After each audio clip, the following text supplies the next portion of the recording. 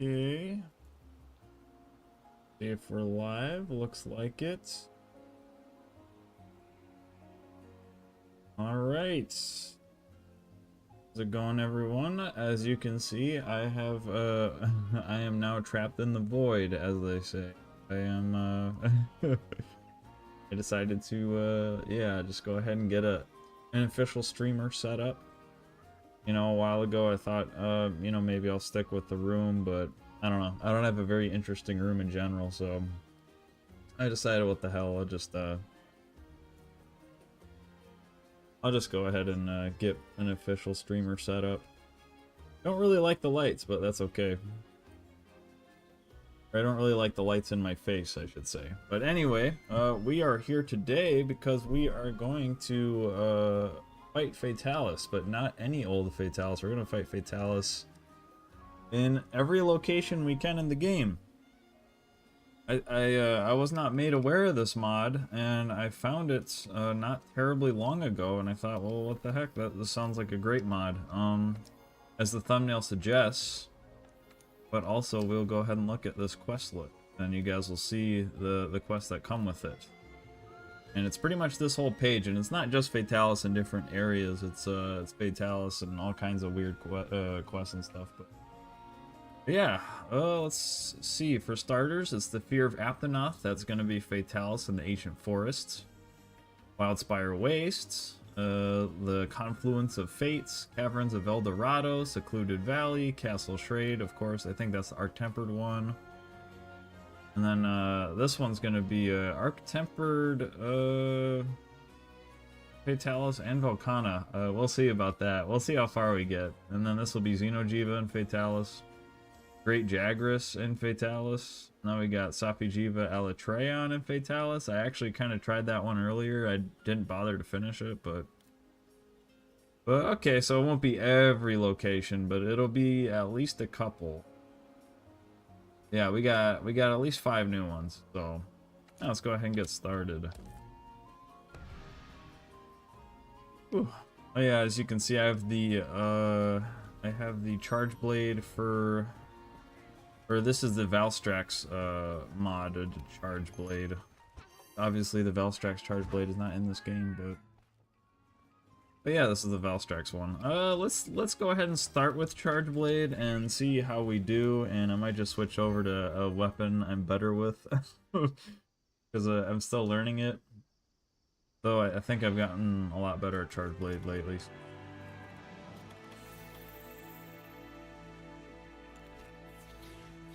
But okay, so Fatalis is gonna be right up here. And I'm gonna see if we can sneak up on him. Oh, nope. Alright, I guess not.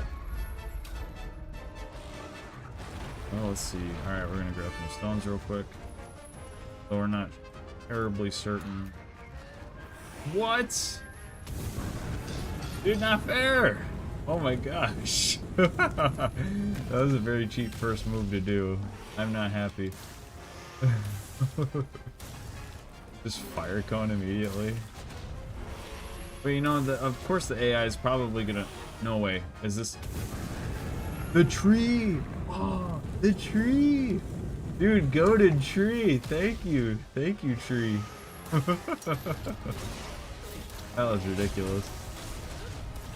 I don't think that's lore accurate that the trees are that strong.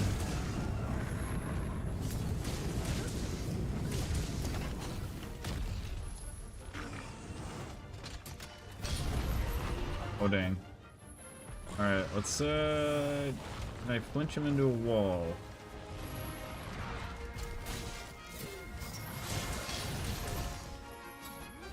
Go ahead and get the head wound. Roll away. Alright, let's see. Alright, yeah, we're gonna go for the wall.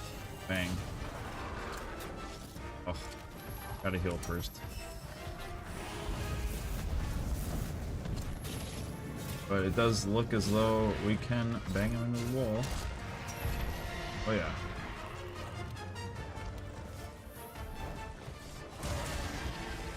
I was not able to get the counter off.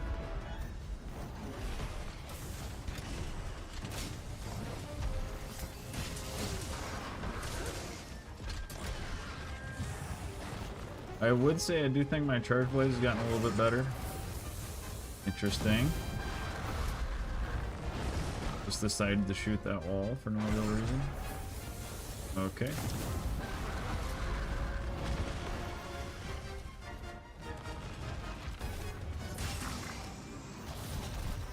Oh, I should have countered that. That's okay.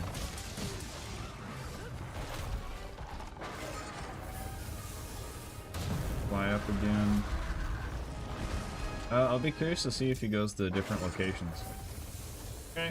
Alright, he's just gonna shoot the ground. I mean, you definitely have to expect some kind of weird AI stuff going on. Alright, that's the third shot in a row. Getting a little redundant. Hopefully I can pull off this SAED. Alright, we got it. Yeah, I thought that might be too heavy to block. Alright, let's hit this one. Oh my gosh. Dude, not cool. Not cool. I see. That one did not end. Let's see. Like I said, if it's not working, I might just switch to a weapon I'm better with. That was a bit of the wrong move at the wrong time. Oh, you get to fight him at nighttime too. That's kind of cool. If you ever wanted to see Fatalis in the moonlight.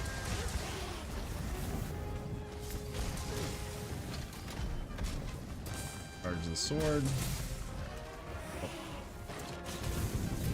Look at another head wound. Ooh.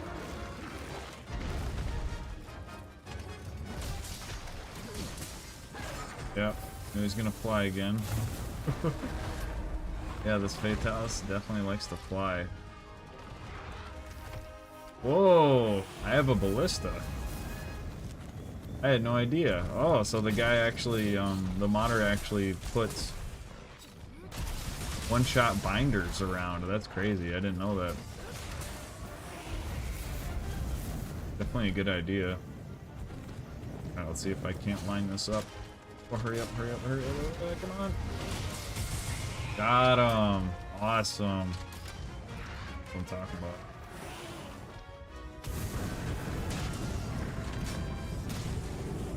That sucked. Yeah, back away.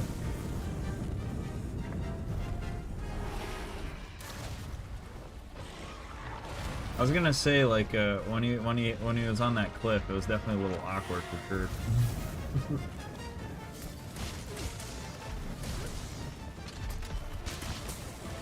Alright.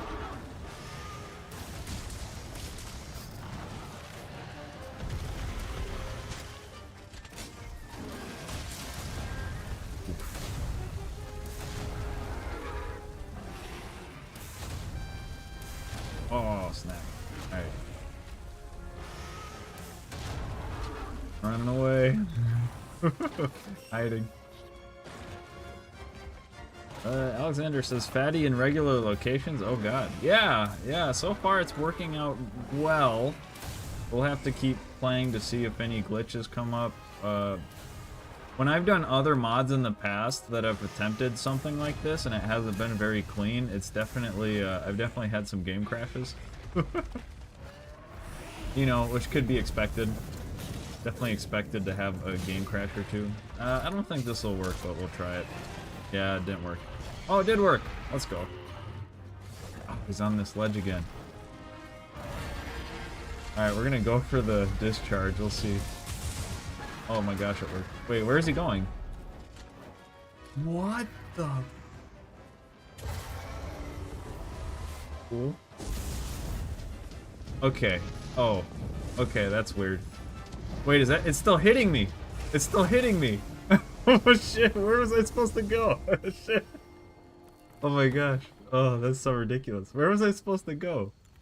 Okay, I'm completely... Oh yeah, sure. Let's hit him with the thumbs up. I'm totally for, like, you know, that kind of thing. I wanted him to still have that, but I had no idea where I was supposed to go. If someone could figure that out. I was pretty far away, and I tried to follow the same rules that we get with normal Fatalis, where you what do you do? All right, first of all, I'm gonna get my Farcaster ready, but secondly, yeah, I tried to follow the regular rules where, you know, when he goes up into the air, you just kind of follow him, go to where he is. And so initially, I thought I was good. I might want to watch the replay on that just because it seemed like maybe there might be a specific spot you're good. What is this? He's already doing his stage 3 stuff? Oh, please don't do it again. Okay. Oh, I'm dead. Oh, shit. Okay, alright, sorry. Alright, I'll go back to my dual blades so I can actually win for sure instead of failing horribly. Solar beam power, just as you spoke of, glitches. Yeah, but sometimes it's a glitch, and sometimes the modder is trying to get you to do something else. And so we're gonna go for that. We're gonna try and figure out if there's something else I should be doing. But okay, here we go. Oh, now you're in trouble. Getting the beast now.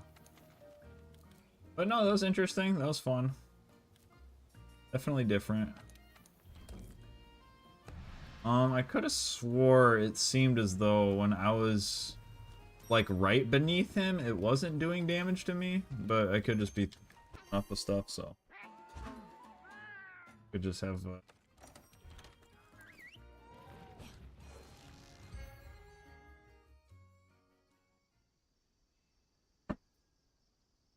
but either way, I'm already thinking this is a pretty sick mod for sure.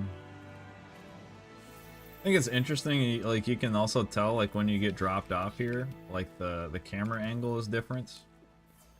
It already gives you kind of this wide pan camera angle. I don't know if that's because of this mod as well.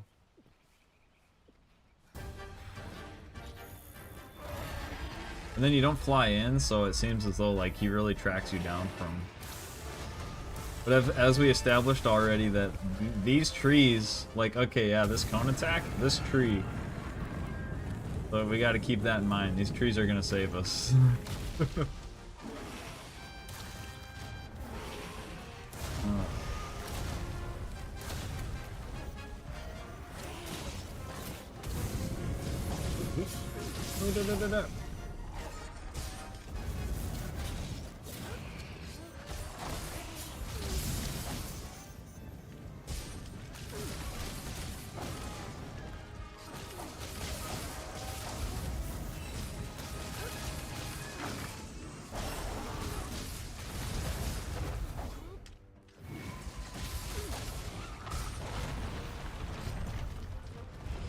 Alright, we'll see if we get a chance to wallbang, because last time I think we were kind of lucky, or we were fortunate in that he was close to the wall to begin with.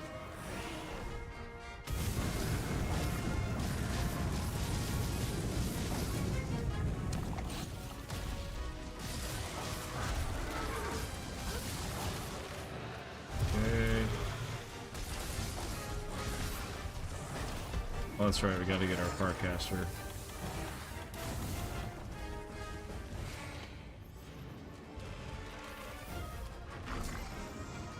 Alright, let's give it a shot. Full far. Oh, hey, we got him.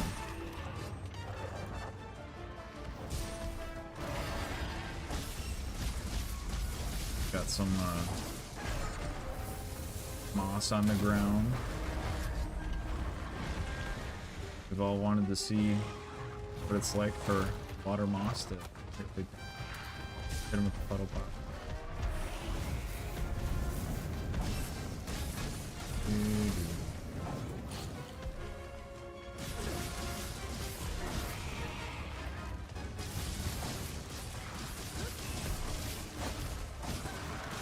Oh, that's gonna hit me. That's definitely gonna hit me.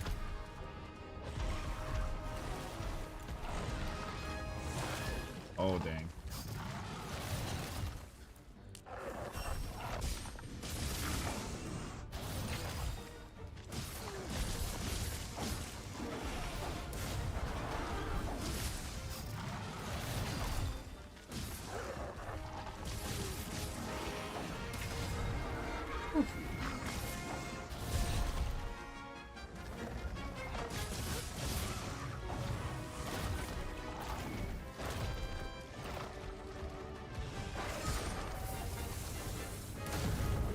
It's interesting to not have the official music.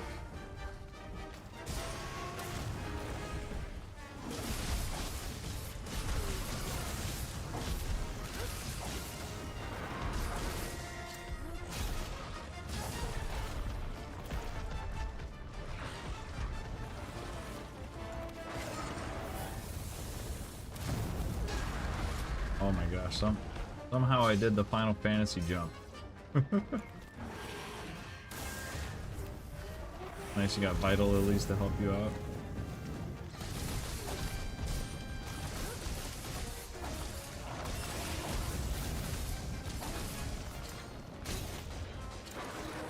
Oh, there we go. And we can't Farcast her. Alright, we cannot Farcast her.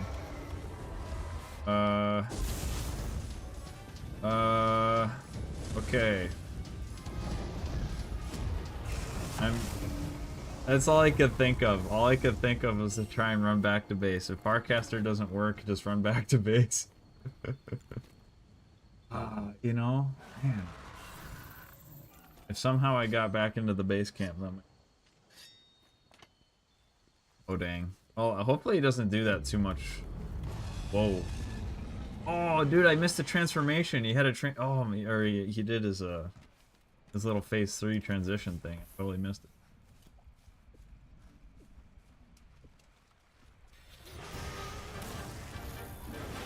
Head's not broken.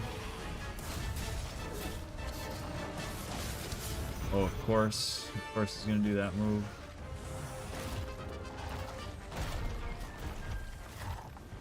Okay. Spin attack.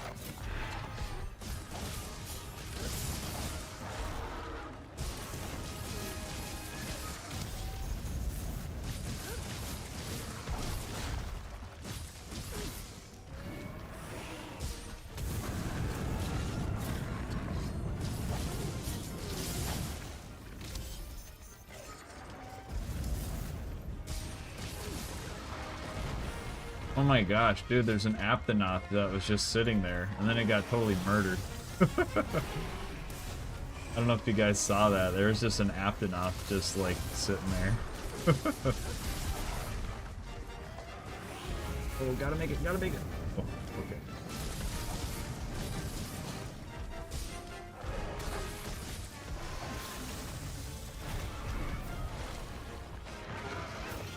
Alright, we're gonna dive.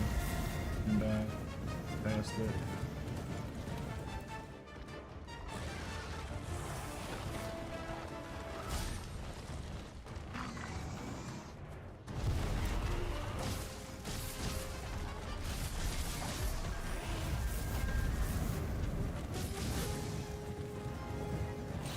Okay. Still haven't broken the head. I got part 2, was it? Yeah, level 2 part breaker on my mantle. Can we drag him over here? Oh, there's another ballista over there. Okay. Okay, so there's actually 2 ballistas. Okay, perfect. Okay.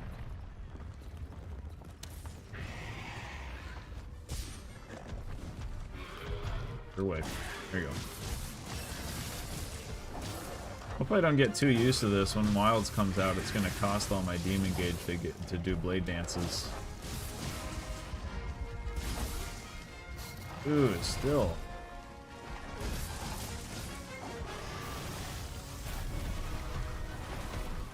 Still not broken.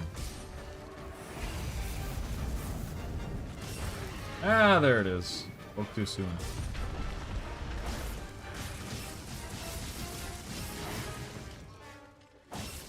Yeah, that phase 3 transition happened pretty quick, I thought. That was kind of the weird thing.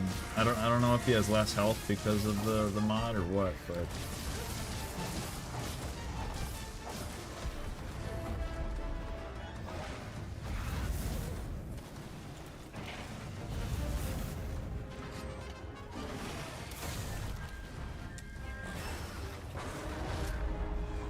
I do enjoy how he's like killing Aptonoth in the background.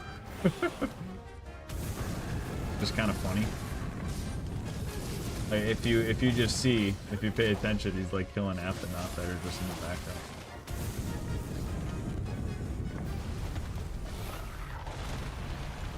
Where was that other ballista? There it is.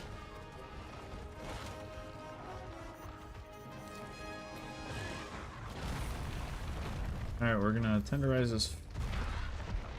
Yeah, let's. No, we'll tenderize his face first.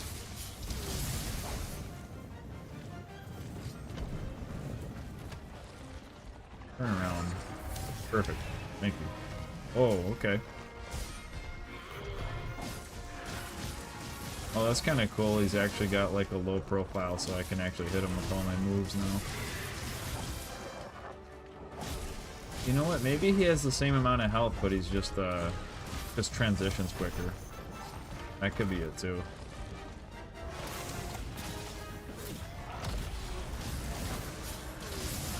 Ooh.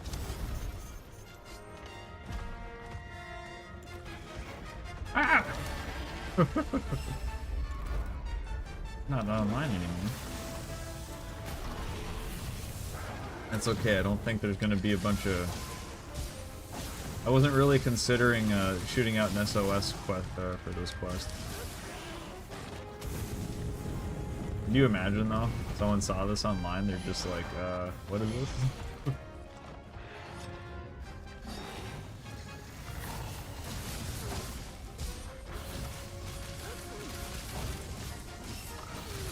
Oh my gosh.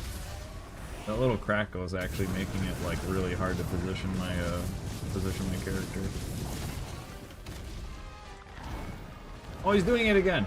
Oh, where do we go? Alright, this time I'm just gonna try and run... I don't know. Wait, wait, he's doing the normal attack. Okay, okay. Okay, that was not at all like the first phase transition, where he definitely did not do a normal attack. Okay, so that's more of what you would expect. Okay, okay, okay.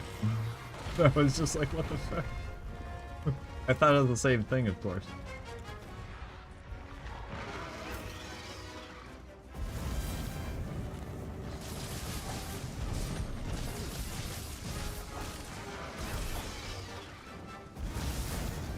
Oh, that was totally my fault.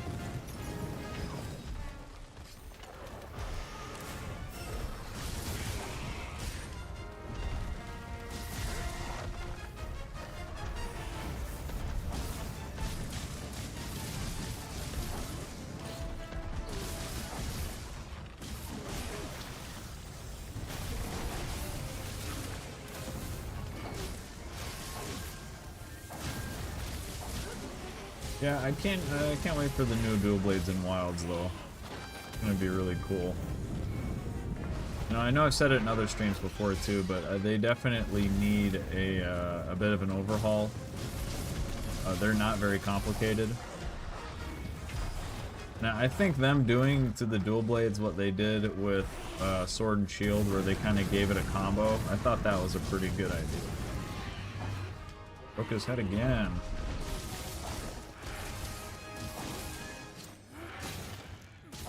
Okay, so I think he's got the same amount of health, but for whatever reason he goes into the phase 3 transformation really quick.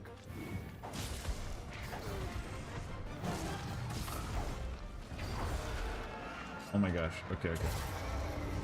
And you know what I'm wondering is if each one of these transitions is pre-recorded, or if it's like the Fatalis fight where it kind of it's based on where you are on the stage. If that makes sense, like, are these, for the mod, did they script? Did the modder script, excuse me, where he goes, or did he just, oh my gosh. Oh, dude, okay, I'm like, I think I'm at a high profile.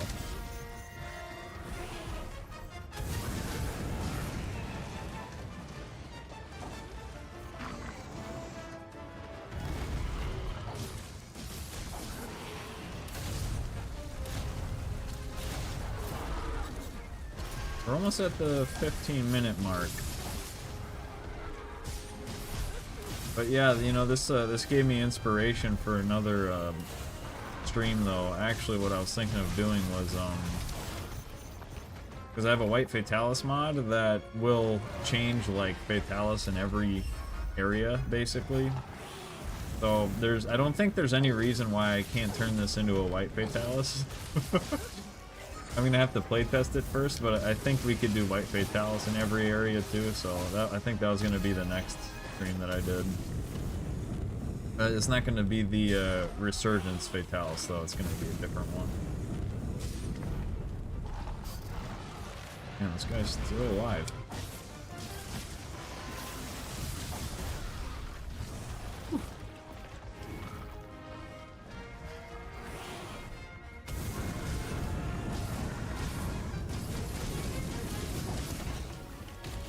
So as we can see, we don't think he's probably not going to go to another location at this point. Though it would be cool if he went to like Rathalos' nest or something. I don't know if you could have a fight up there. But okay, we see skulls.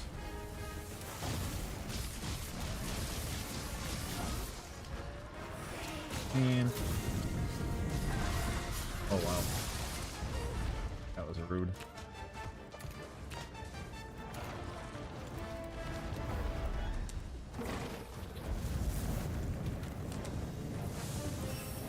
All these poor dead Aphtanoth. Maybe that's why the quest is called Fear the Aphtanoth.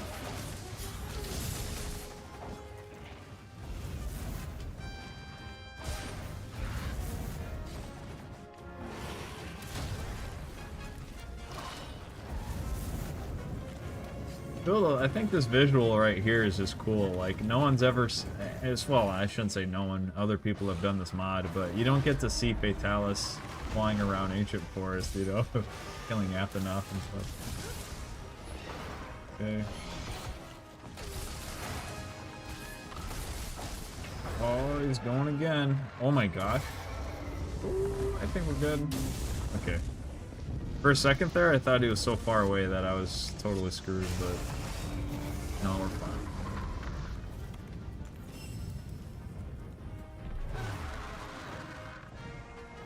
Good Mucano, Palico.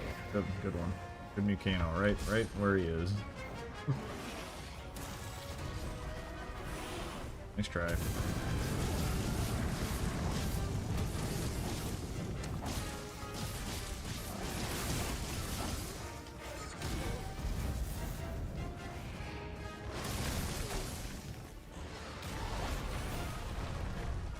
I'm gonna hit that Vital Lily.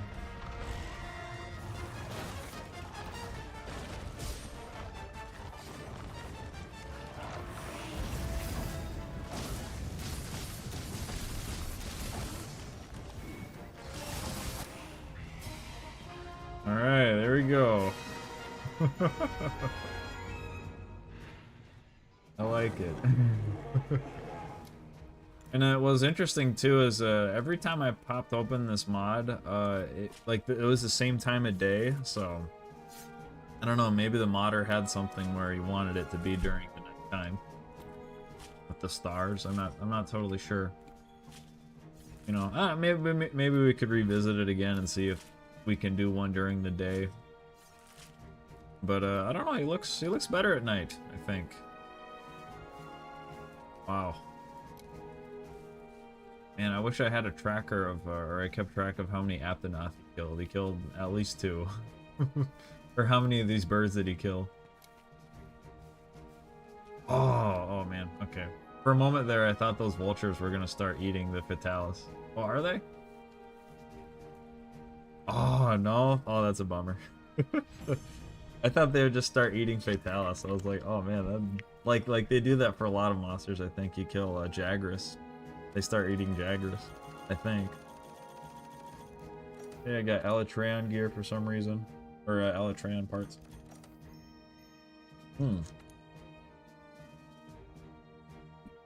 Hunter rank 666. Yikes. Alright. Okay, so now we're going to take him to the Wildspire Waste. Oh. Yeah, that one was Fear the Aptonoth, and the client was the commander. He said the fabled monster Fatalis has appeared in the ancient forest. Gather a group of fellow hunters, and take on this legendary foe. The beast will test all your limits, but I know you'll be ready. This one is the Wildflower Meadow. And he takes out some camps too, which is interesting, but this is also the commander. The fabled monster Fatalis has appeared in the Wildspire Waste. The flowers are moving in the wind, but don't trust the beast. Death awaits. Gather a group of fellow hunters, take on this legendary foe. Oh, it doesn't even let me pick the camp I'm a part of either. That's interesting. But yes, now we're in the Wildspire Waste. I'm excited to see what that's all about. As far as getting away from the first Nova, or the first attack, I have no idea how to do that. That might be unescapable, actually. We'll see. We'll try some stuff. I think the main thing is that he does that phase 3 transition, and I really want to see what that looks like, you know, in a different area than Castle Shrade, you know. He always does that phase 3 transition in Castle Shrade, of course. I want to see what it looks like inside of Castle Shrade. Doing all this now because he can spot you from super far away.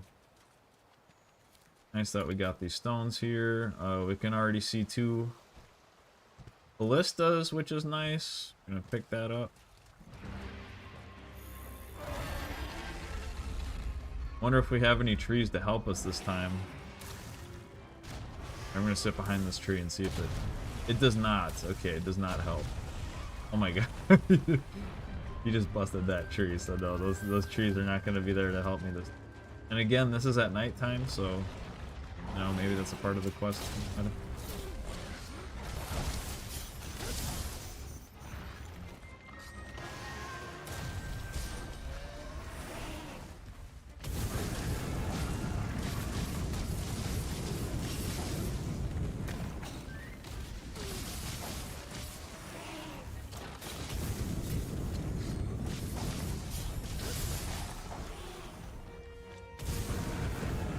Got a high profile that time, so I'm gonna have to attack his body.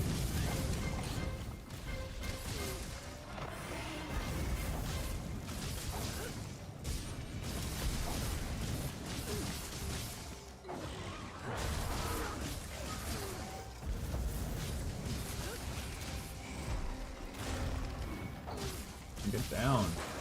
Thank you. Oh snap. Oh, the stupid Aptonoth. I think I still got it. Yeah, we got it.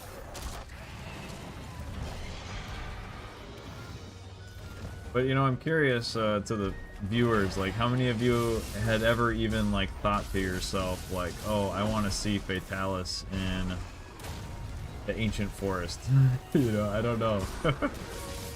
I know personally, I'm not sure if I've really ever thought that to myself, but now when I saw the mod, I'm like, oh, that's super cool. I wanna do that.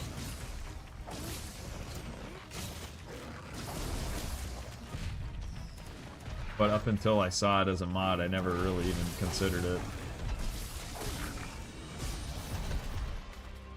Okay, he's got this really bad high profile, and we don't have focus mode yet, so I can't really adapt to it.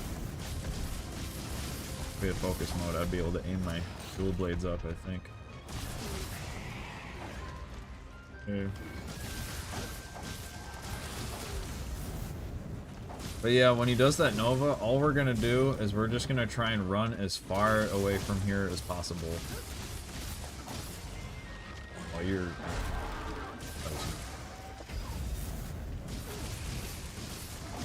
There it is.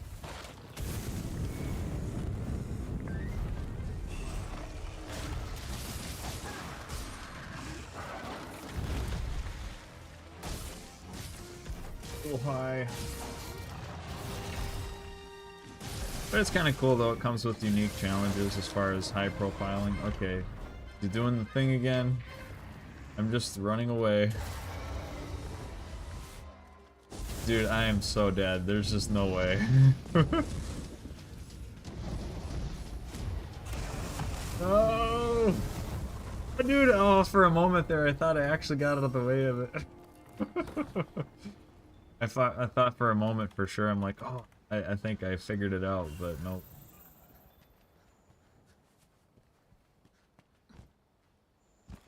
Now we can see him over there in the distance. Yeah, then he's gonna blow up the whole screen red when he does his transition. Gosh darn it. I just want to see that transition so bad. But no, okay, so that we can note that that's a unique thing for this mod, is that the mod comes with, you know, because he does that animation and then he goes really high into the air in a way that's probably not natural. But and then instead of like doing the normal fire attack, it ends up being like one beam, you know, it's just like one giant beam. It's very focused. You can't really tell. Yeah, thankfully he crawled at me.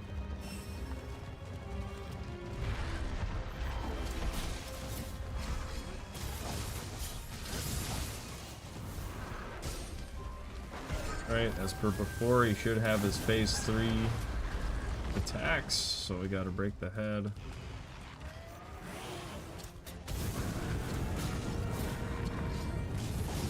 Tenderize.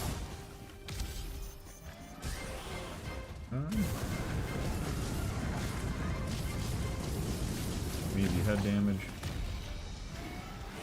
Oh my gosh, there's a Paratoad right here. I so want to try and paralyze him now.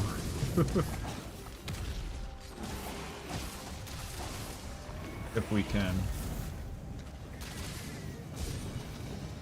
Oh, can we paralyze him? Yo, get over here.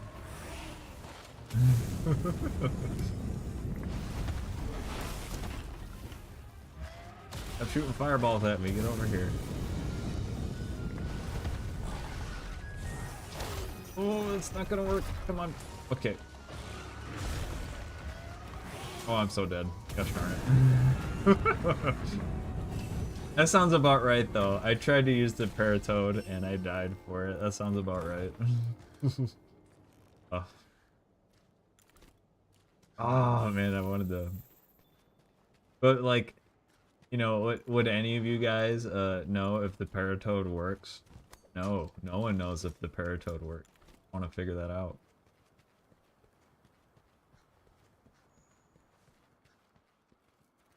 Oh, that's interesting. Whoa.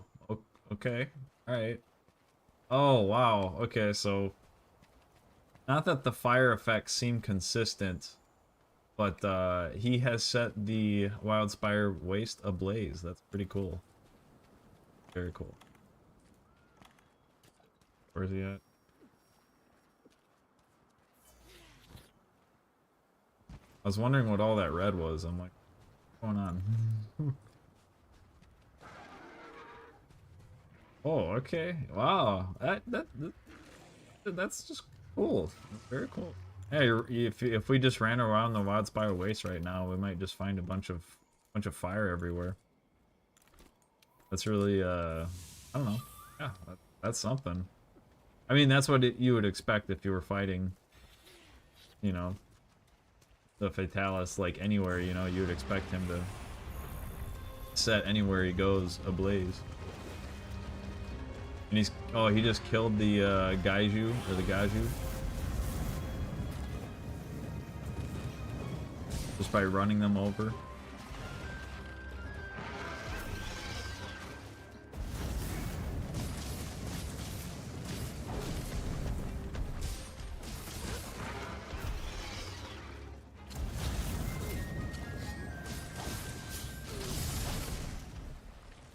That's the bad part about him running towards me, is that he is in fact not anywhere near the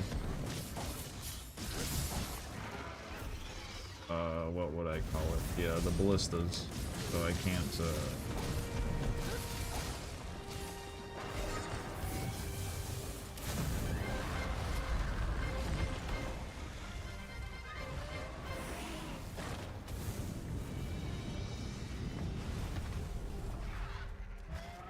Yeah, I knew he'd do the cone. I should be able to outrun it. Okay, yeah.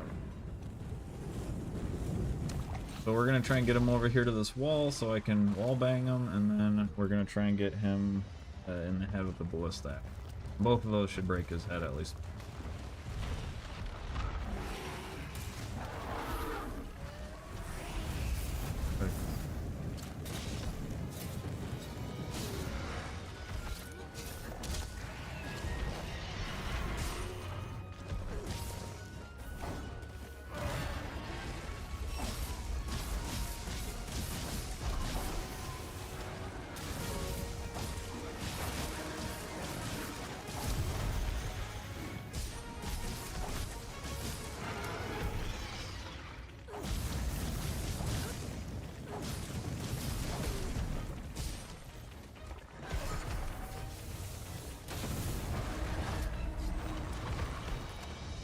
Turn. Oh no, not the fire cone. That's like the easiest move to. Alright, he's too high up, so we're just gonna clutch claw his face a couple times. I couldn't actually hit him with a normal dual blades move, I think. Dude, this is awful.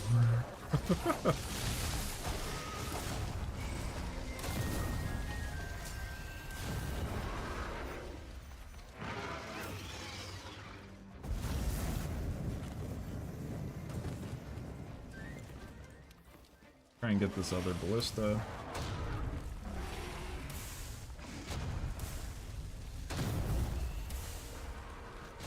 Not gonna fall for that second paratoad.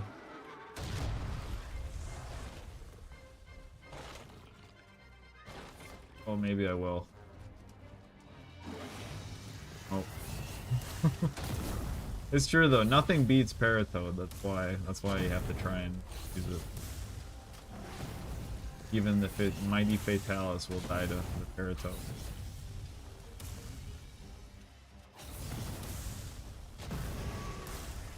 I glitched him? Okay. Get to him. What? Oh my god, dude, it's trying to make me pick up a god bug. I'm like, what? Oh, funny. Like, would you like to pick up a god bug? I'm like, no! I knew that's what it was. Okay. Dude, what? Stop with the god bug. I don't need the god bug. What the heck? Stop with the god bug, please. Oh, of course. Dude, I can't hit him. He's just ever so slightly above the ground. Oh my gosh. Yeah, and the dual blades are not really a high profile weapon anyways.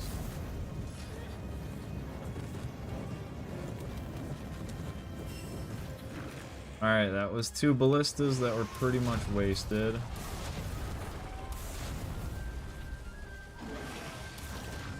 Oh.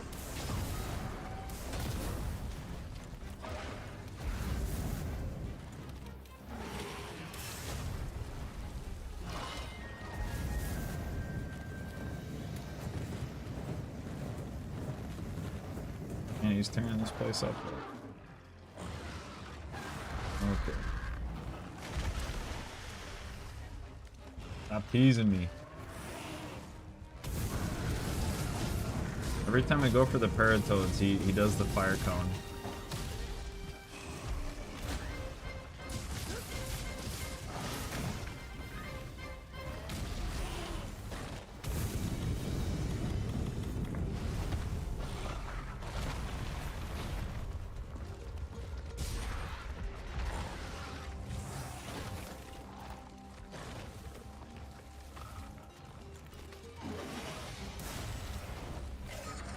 Alright, I'm just gonna switch to the temporal mantle so I can get the Thunder Rise.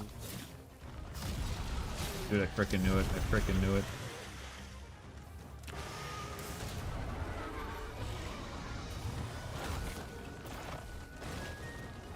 Yeah, I was trying to hop down. For some reason I hit claw attack instead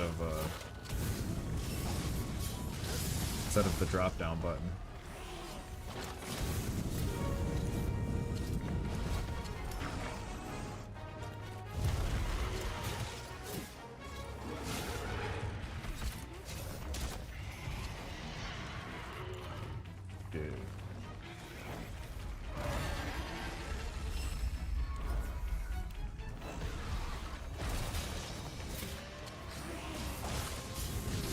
I'm dead. Oh my gosh, I'm dead. What the frick? Oh man. Okay. Okay. All right. There's a little bit of challenge. I think the environment. It clearly, you know, this environment is not designed for Fatalis. So yeah, there's just so many little level changes, and you know, we saw with the ancient forest, it actually ended up helping me because there's a lot of ledges, and then there's it just so happened that there was a lot of moments where his head was really low, and then his fire cone attack, one of them just shot straight into the ground because of the low profile. This felt like the opposite, like his head kept sitting in the air where I couldn't hit it. But okay, we're gonna give it one more shot. We're gonna keep in mind, I'm gonna try and deal as much head damage as possible before, because he does that first phase transition so quickly. I'll probably try and break his head, or at least do as much damage to his head as I can before, you know, that phase. So okay, a little adjusting in strategy. Oh, I got some Gadulaka here. Can I recruit them? Yeah. Oh, dude, we got it now. We got the Gadulaka sniper on our... That's all we needed. All we needed was the Gadulaka sniper. Using all my powders just because he's just that little extra annoying. I think I need...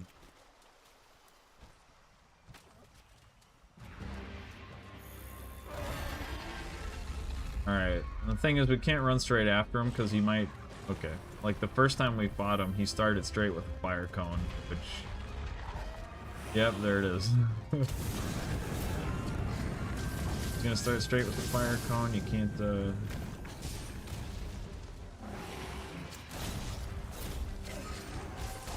want to run straight into it.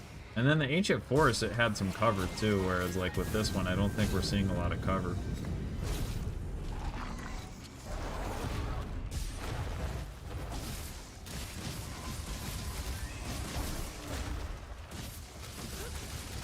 Okay.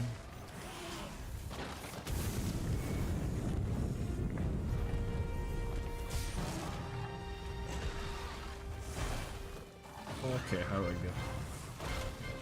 Got himself to a wall.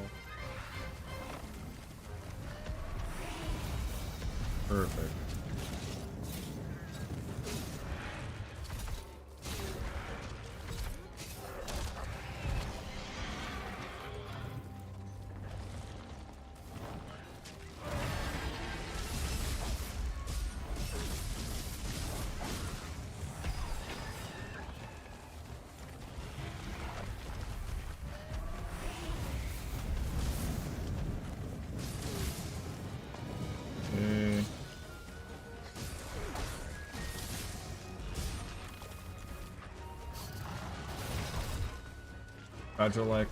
Gadulaka sniper helping him out.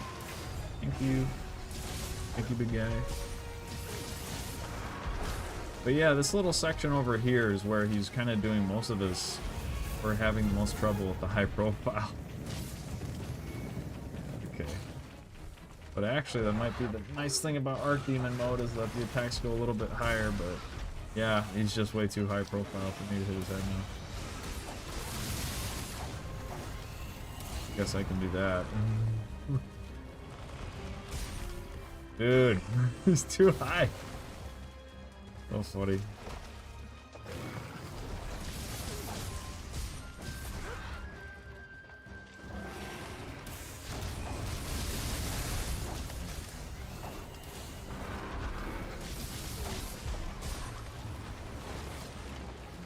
Alright, we're gonna back off and we're gonna try and drag him to where it makes just a tad bit more sense.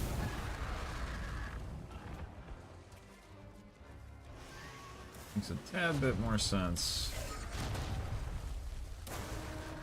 You know what's interesting too is that the water. Oh, okay. Actually, I wonder if these little rock faces can block. Yeah. Okay. Okay. These are what protects us from his shots now. Or those little rock faces. Okay, that's cool. What? Why did he stop?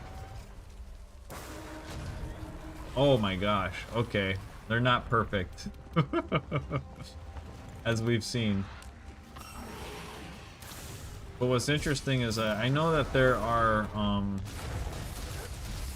there are skills, like, what is it, Mudwalker? That they'll help you, like, run around in mud, and that might actually be really relevant. You know. I mean, I would never go for comfort skills, but if I'm actually going to be in a position where I have to, oh my god, everything he's doing just looks terrible. But if I'm going to be in a position where I have to run in the mud a lot, you know, it at least becomes kind of plausible.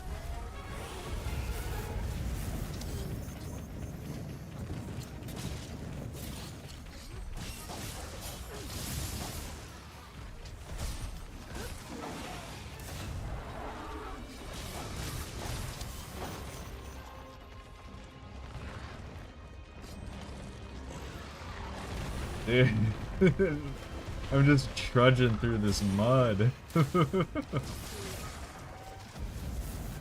Trudging through this mud. Get down, please.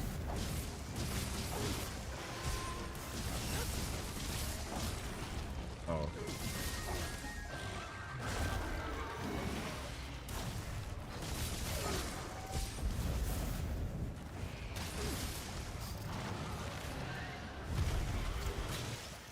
Okay.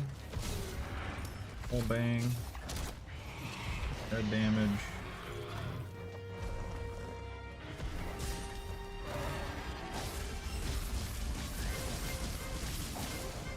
Alright. Alright, where do I go? Alright, this time we're gonna try and go at him, because that might work? Nope, it's not gonna work. Okay, come on.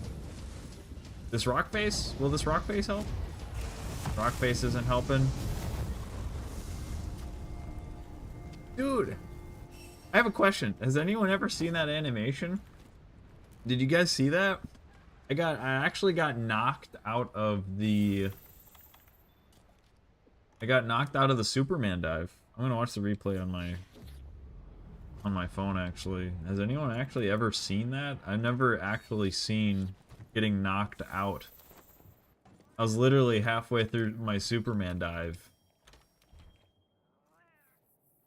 I've never seen that before. Let me go back. What? That's crazy. I mean, that's cool. I like seeing unique stuff. Okay, I'm diving. Yeah, dude, halfway through my dive, I got knocked back. I've never seen that before. That's so sick. Okay. Hey, underwater. Dude, that's sick. I mean, I died, but that's still pretty sick.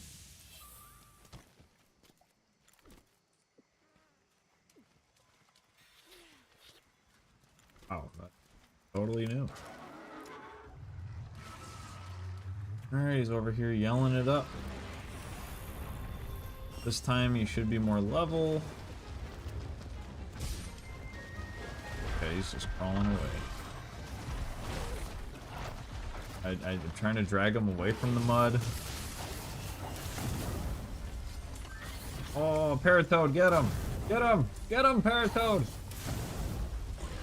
Oh, whoa! It didn't work. It did not do enough. But it's so sad.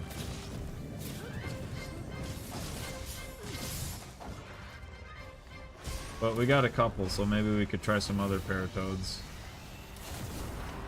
Can't shoot him when he's up. Dude, I'm like, what the hell?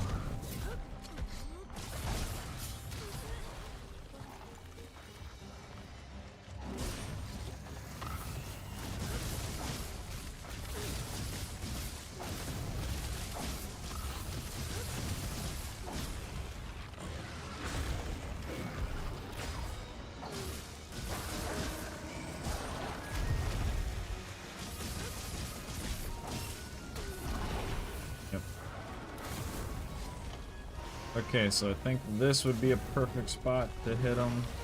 If this damn max bug wouldn't frickin' good, just max bug. That damn max bug. Or god bug, sorry, max bug.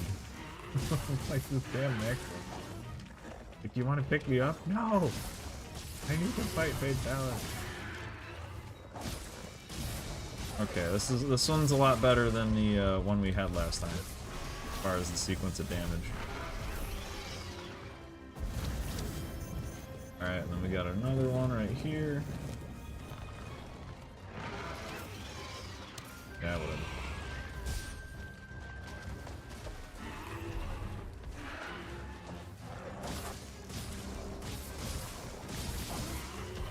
Okay.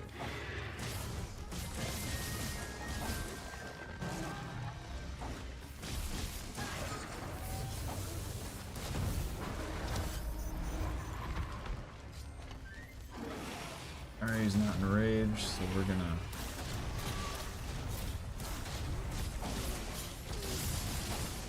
try and punch him into the wall.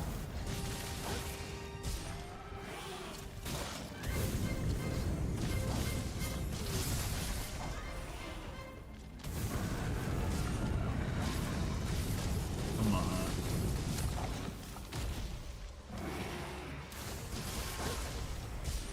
I have to say, I feel like I'm putting in the work right now. I'm like smacking them up. Okay.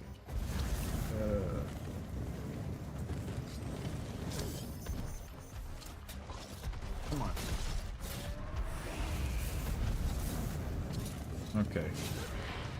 Where the wall he goes. So we broke apart. I assume that's not his face.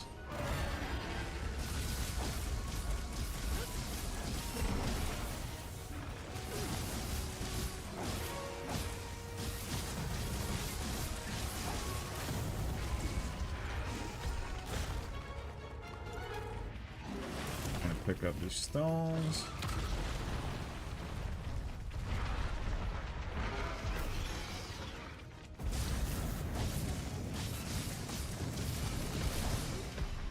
I'll say that this is like, it's interesting because he clearly was not like designed to be here. There's definitely flaws, but I will say I'm enjoying the challenge because it like okay, so much of Monster Hunter is kind of dealing with the environment as a factor in your hunts, and a lot of what Castle Shrade was designed, it was designed to help the hunter essentially. You know, when you're in Castle Shrade, there's a lot of flat surfaces, predictable ledges, ballistas. Like, there's so many things there to help you, which makes sense because it's Fatalis, and I'm fighting. But now we're fighting him in a place he wasn't designed to be in. And, yeah, what's interesting is, yeah, like fighting him in an environment where, you know, nothing here was designed to really help us. You know, the modder was nice enough to put some ballistas in, but nothing that the game has here is designed to help us fight this guy, you know? Like, this is meant for Bareth and stuff, but not not Fatalis, you know, or Gyratotus or Teostra, but yeah, when we're here fighting him, it's like, oh, it's more challenging because the environment is not really, was not designed or suited for this fight at all.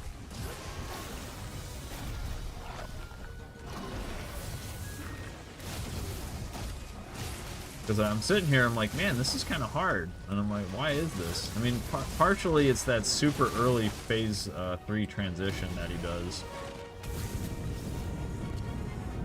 That's definitely a big part of it. But the other part is that, yeah, he's just... I'm gonna wait a little bit.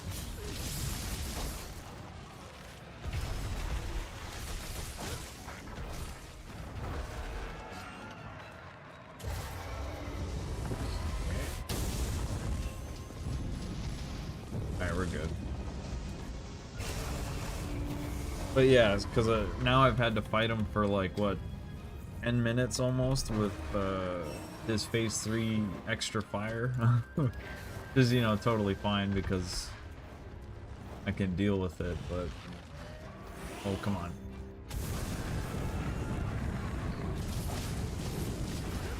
Finally! Oh my gosh. I can relax.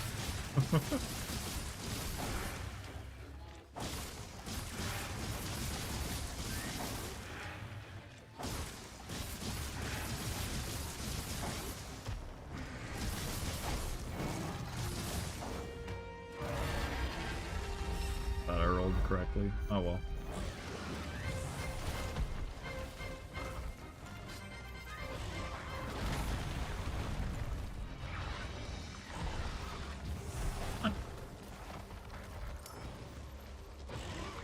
Okay, he's just running back and forth now.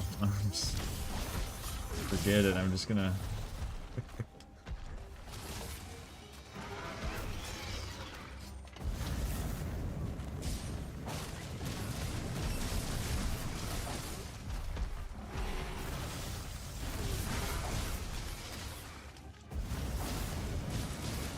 But yeah, I guess I mistitled the video. I thought he would be in every location. He's in a lot of locations, but we don't have Coral Highlands or Rotten Vale. It's kind of a bummer, but that's how it be sometimes.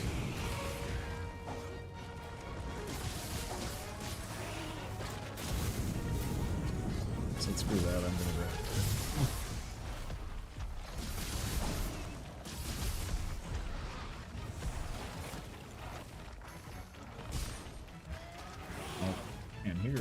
Doing that fire cone. Oh, talk about super high profile. Oh my gosh, dude, he's so far away. Oh, okay, now we're fine. But yeah, even this attack, like you can see that clearly there are some angles that, you know, it's just not particularly designed correctly, but the modder, you know, kind of made it work in a way that's still threatening, but wasn't, you know, not able to completely overcome the fact that this area is not Fatalis friendly.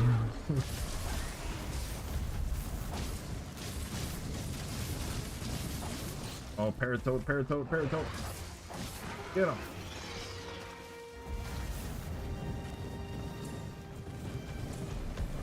Come on, get him! Wow, I didn't... That's the second one we kind of hit him with. Still not working. I guess Paratoad is defeated.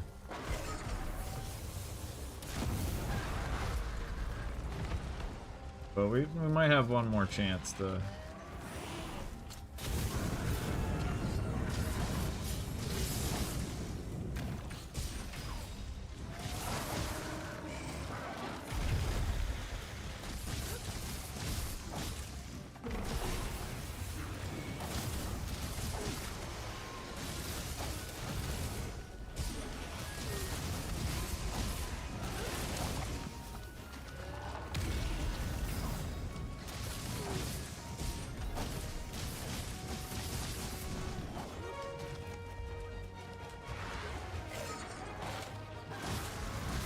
That's an interesting attack. So that animation right there is what he usually does when you are... Okay, yeah, I knew he was gonna land after I hit him. But usually when you're at Castle Shrade,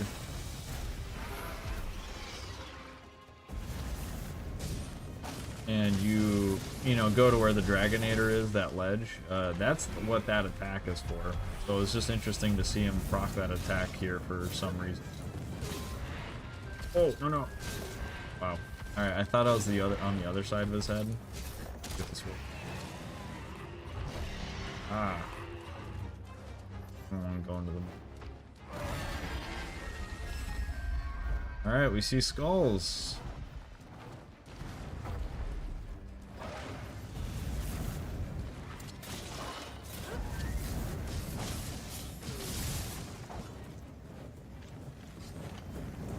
Just got him down.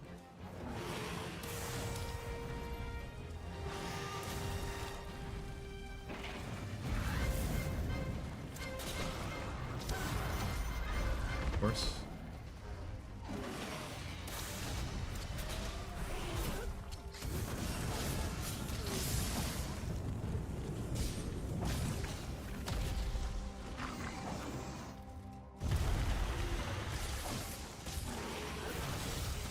Ooh. Come on, Paratoad. Number 3. Come on. Nope. Bummer. We tried.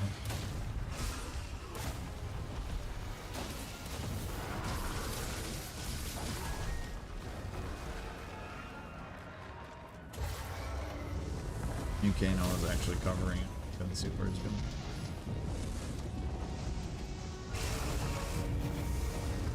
Dang, look at this. He's just tearing up this. He's freaking burning it down. Wildspire waste. Just. Now we know why it's a waste. We know why it's because he freaking wasted it. You know, Fatalis showed up and he freaking burnt it all down.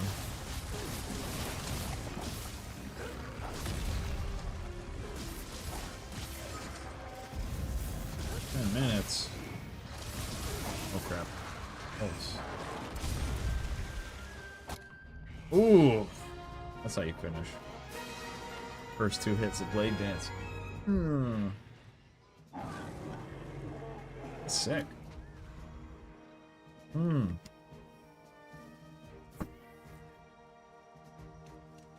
Oof.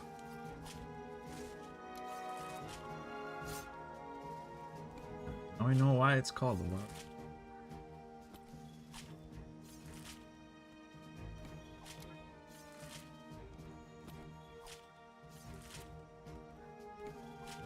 But yeah, so there's definitely some adjustments that are in this mod that have made things a little different.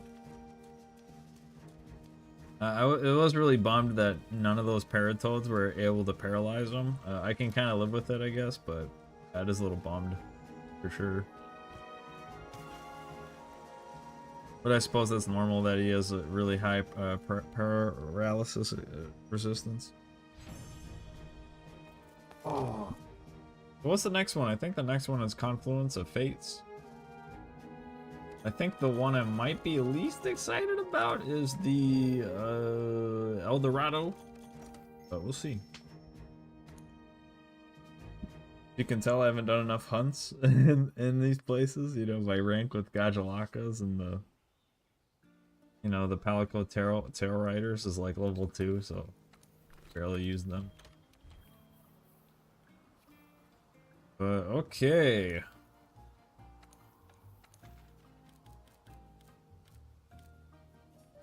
Next is the Land of Destruction in the Elder's Recess. This should be a much more favorable location for it. Switch over to some other lake. I do like this one a lot. This one. And then this.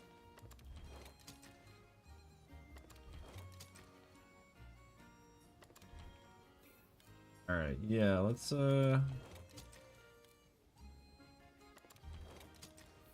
yeah, since I like this one so much. Still don't know how to avoid that first phase transition. Kinda wanna look it up actually. Oh, I got insurance. See if maybe the mod page tells you what to do. I think, since I can't avoid it anyways, I think next time I'm just gonna run straight into it.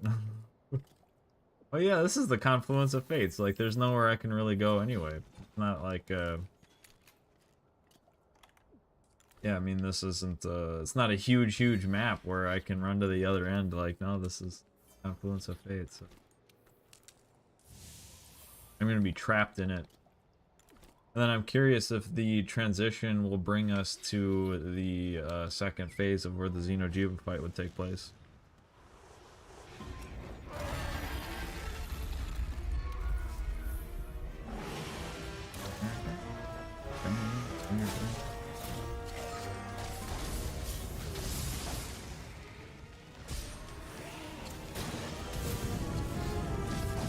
Should be easier to get wall bangs around here, though.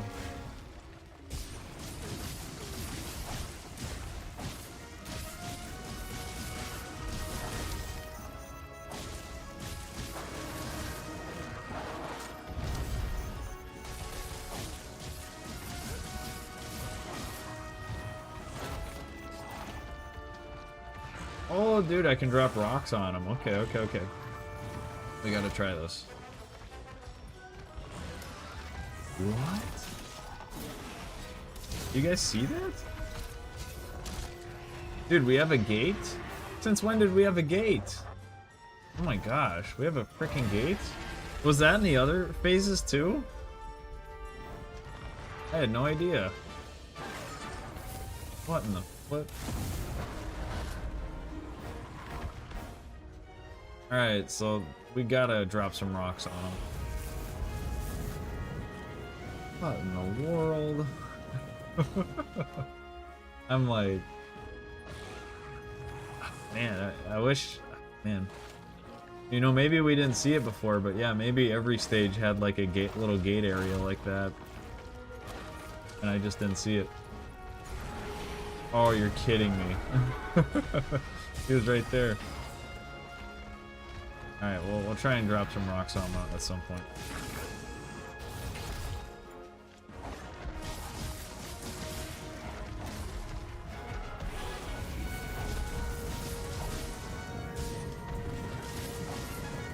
At least we know where to go, though.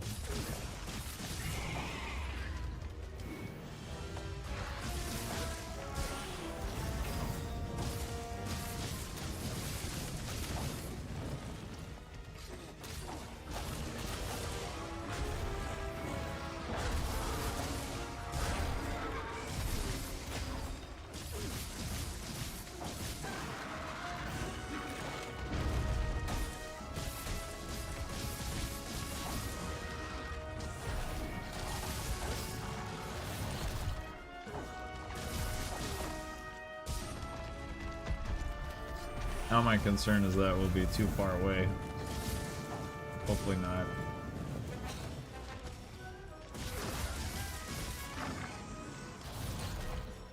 Okay.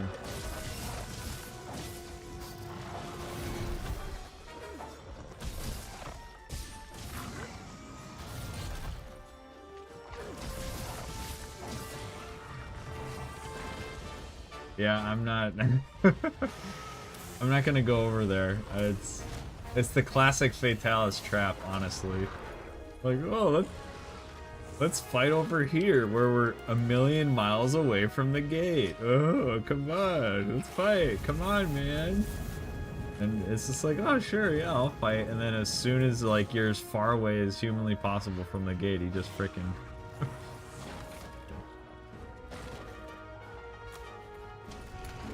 What? He went for my Palico? Are you kidding me? That is so lame.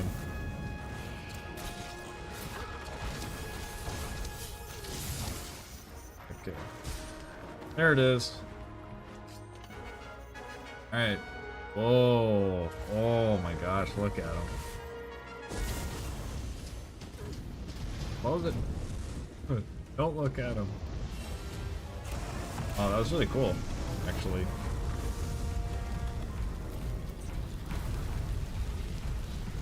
He's right in the shiny blue thing.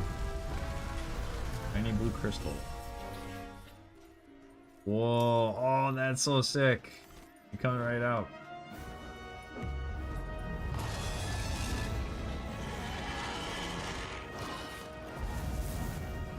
Okay, alright, that's how that works.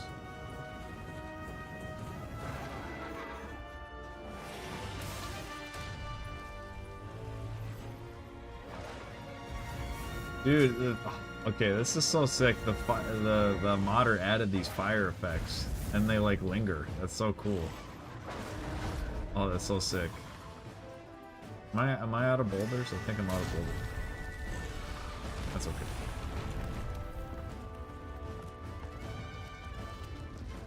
Having some trouble.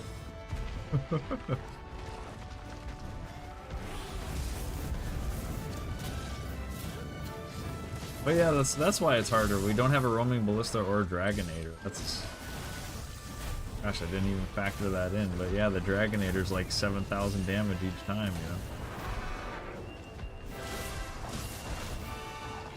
Oh, dude, he's in his own fire. Let's go.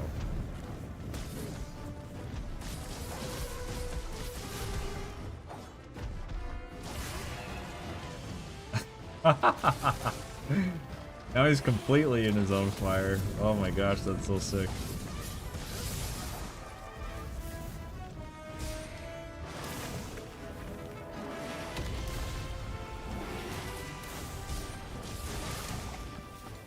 Okay.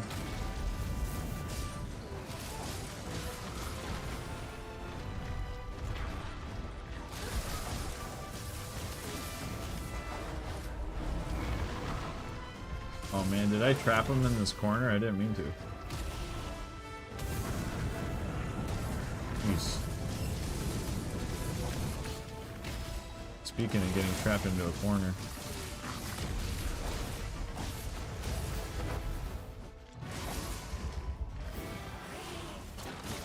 Yep.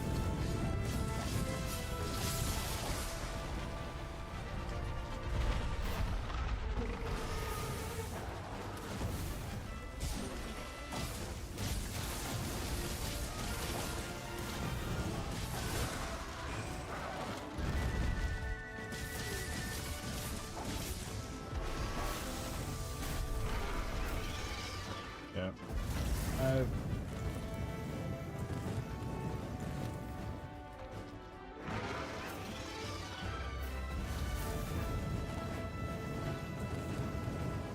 Alright, now I feel bad for him. I don't know if he's trapped in that corner. He might be.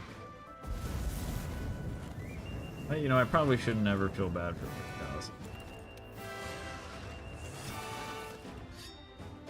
Fatalis. I think he's trapped.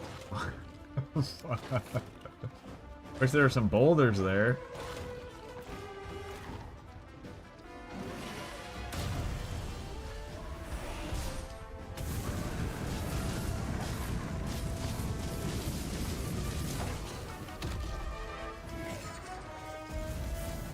I think we can get him out of it when he does his transition.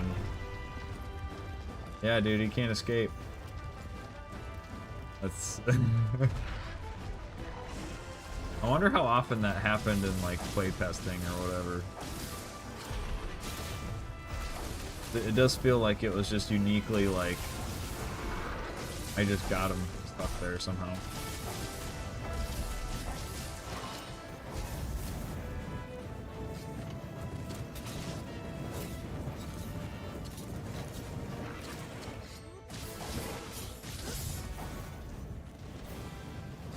He should be able to fly out. Oh my god, he can't even fly out. Oh, there he goes. There he goes. Good job. Good job, buddy.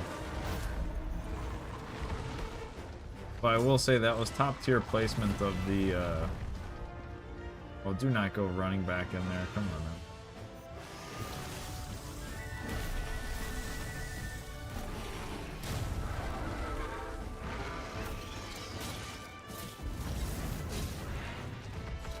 Top tier placement of the first phase transition.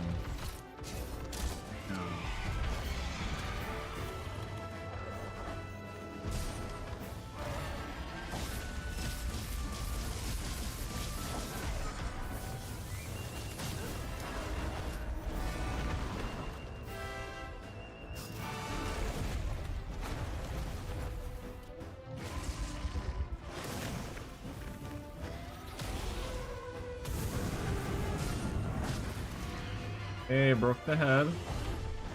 But you know, this is kind of in line with what we predicted, that since this stage is a little more level, everything should be a lot easier. Whereas opposed to, you know, not everything being the same level. Alright, we're gonna see if we can sneak in a wound on the chest. Successful.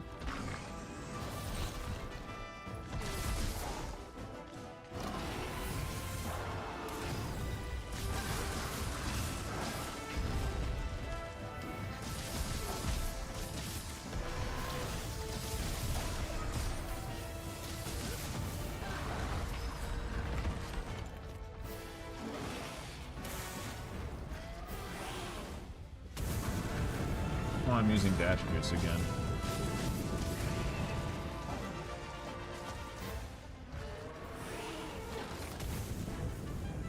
Alright, we have two ballista shots. Alright, well, I'm forced to use that one. I'm gonna wait for him to come here. It's like, oh no, he's doing fire cone. I better shoot it off immediately. Okay.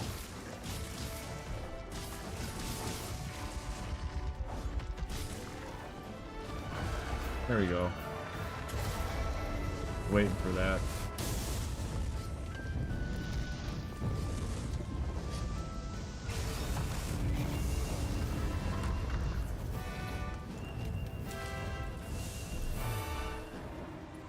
Yeah, if Xeno'jiiva there was there to absorb all that energy, could you imagine how strong you'd be? Just absorbing all that fire. Yeah, I knew it. Oh, okay. And now we've discovered what the blocks are for this stage. It would be that thing. That would be the block.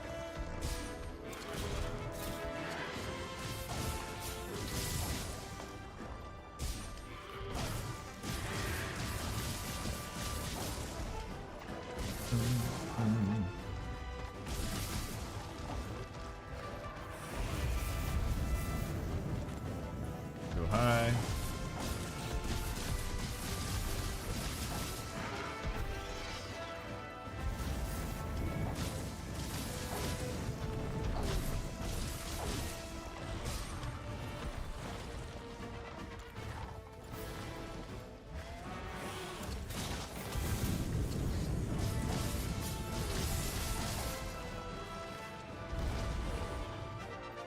Darn.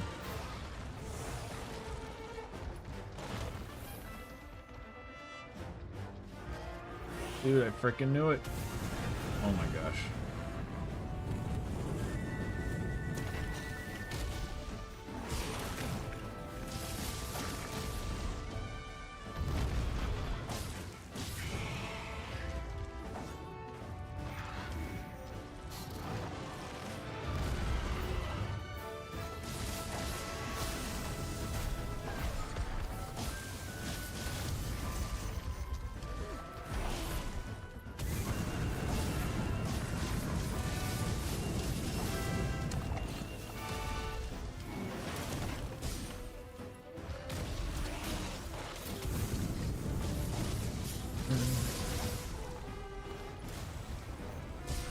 Let's see. Oh, hey, he did drop. I was looking for some slinger.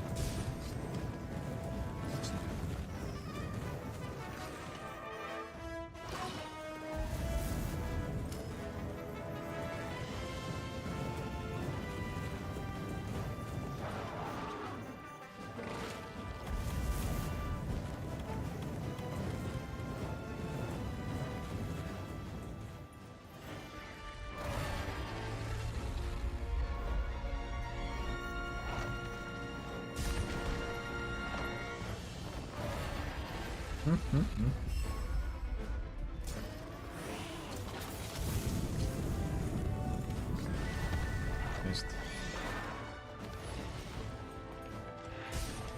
very tempted to get caught by that pin attack.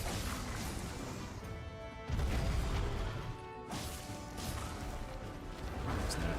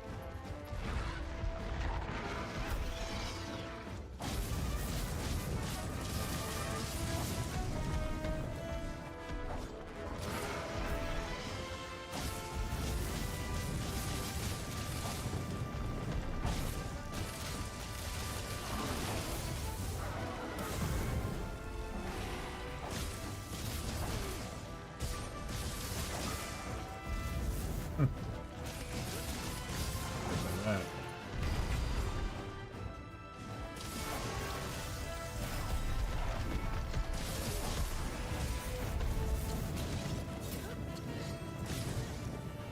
Whoa. Oh.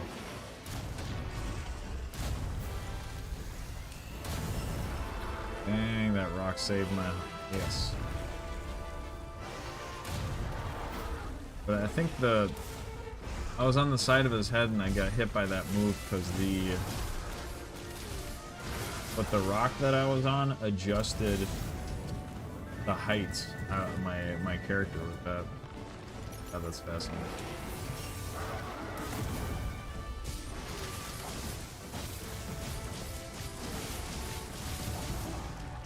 Because usually you can just do a clutch claw weapon attack.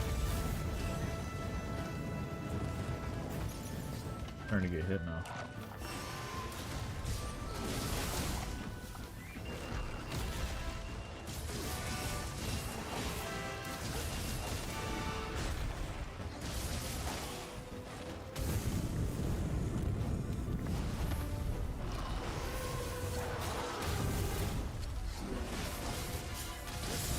That's just a trick I learned recently, though, that you can just grab his wings if you want to go to the body. I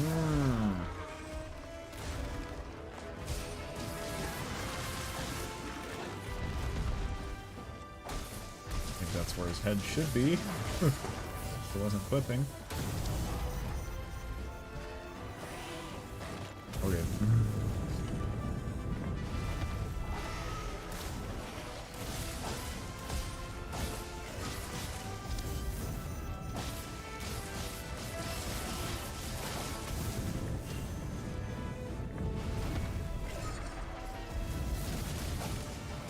Alright, we see skulls.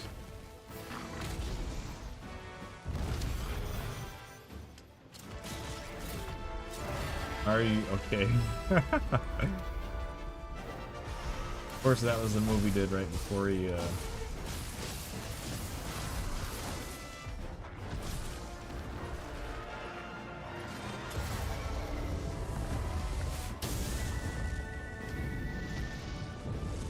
Oh, I would sharpen, but I think I need to... Yeah, just look at him set this place on fire, man. Oof.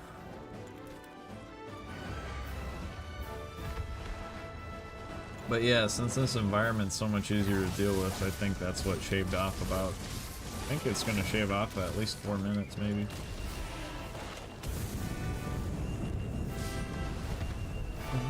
Okay. 1 is fine, but 2, I'm gonna attack it.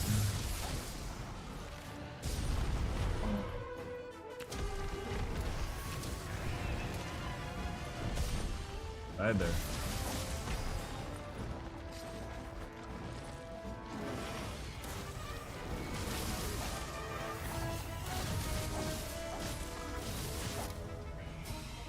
There we go.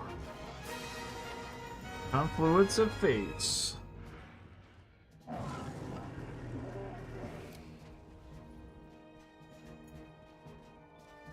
Yeah, I wonder if his health is adjusted because there's no Dragonator. I would assume so, unless I'm somehow doing like a Dragonator's worth of damage that quickly, but maybe. I'm using like the Might Seeds and the Demon Powder and the Dash Juice, all that stuff. Man, that's tight. Whew. Oh. Oof. Okay. Man, fun stuff. Yeah, I just wish it was every location. I really wanted Rotten Vale and I really wanted Coral Highlands, but you know, the modder was the one working on it, so maybe, you know, maybe he tried to fit it into the Coral Highlands and there wasn't a good spot for it. I could kind of see that, like where like,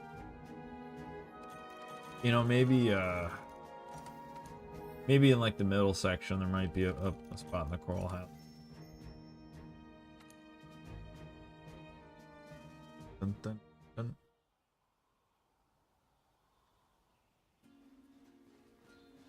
All right, what do we got next? I think this one's going to be the Caverns of El Dorado. And so maybe it'll be the final phase. I think that would actually be pretty dope. Because that's got that little pillar in the middle. Alright, so we did Ancient Forest, Wildspire Waste, Confluence of Fates, and now we got Caverns of El Dorado, and then we got the Secluded Valley. Oh wait, I want to read the quest description real quick. Caverns full of gold. Caverns full of gold, treasures far and wide. This cavern just called for the Black Dragon, and he followed that call. We need a hero like Beowulf that don't fear death nor dragon. Okay. Oh, it is so hard for me to read that.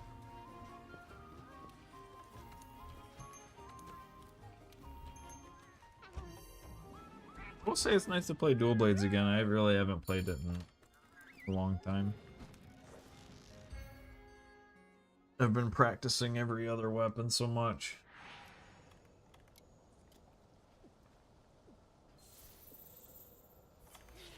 I think it's also fair to note that a lot of these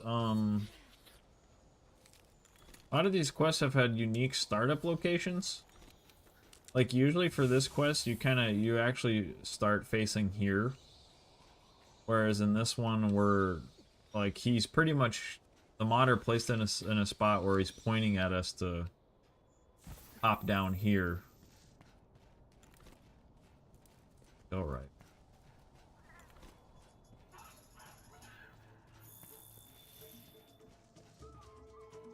Ah. Outriders. The heck? Alright. Yeah.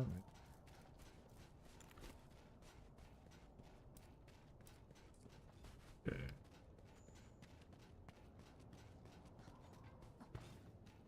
Oh, this looks like a phase 2 or phase 3 location.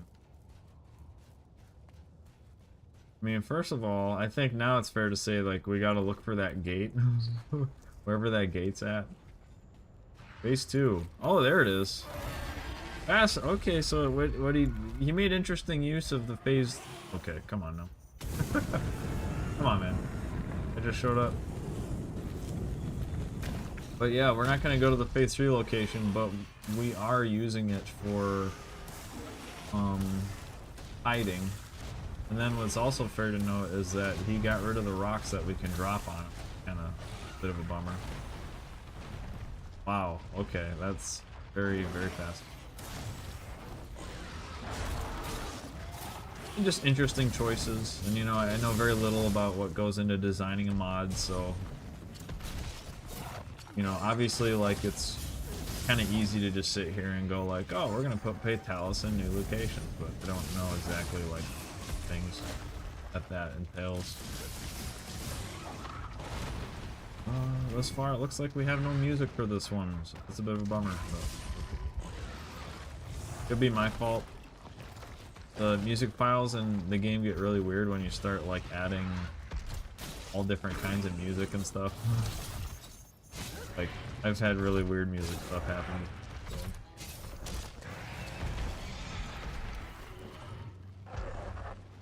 Alright, give me a good shout.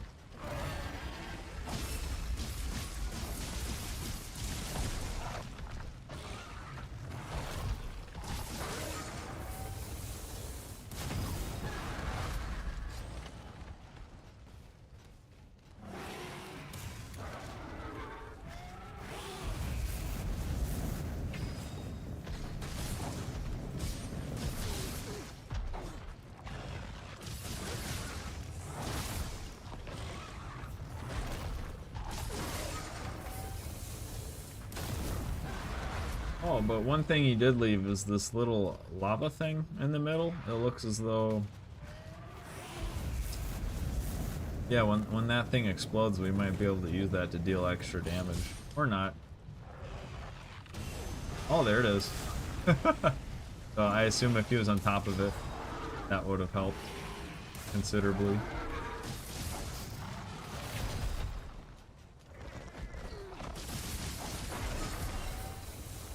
But yeah, that was one of the interesting things I was looking forward to, is to seeing what kind of environmental things we might keep.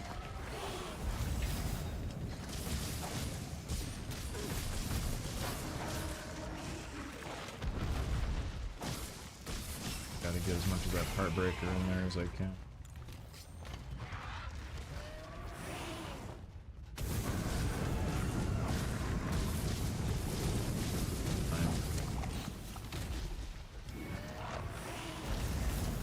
Oh, I can't believe that hit me. Not fair.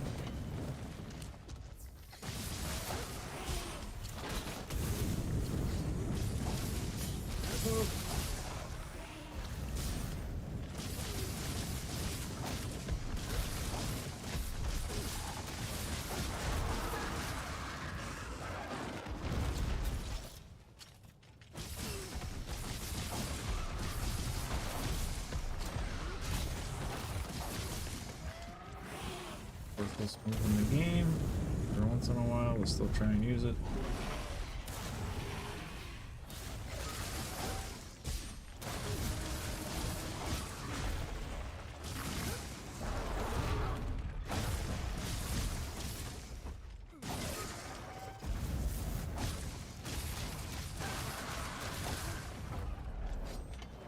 All right.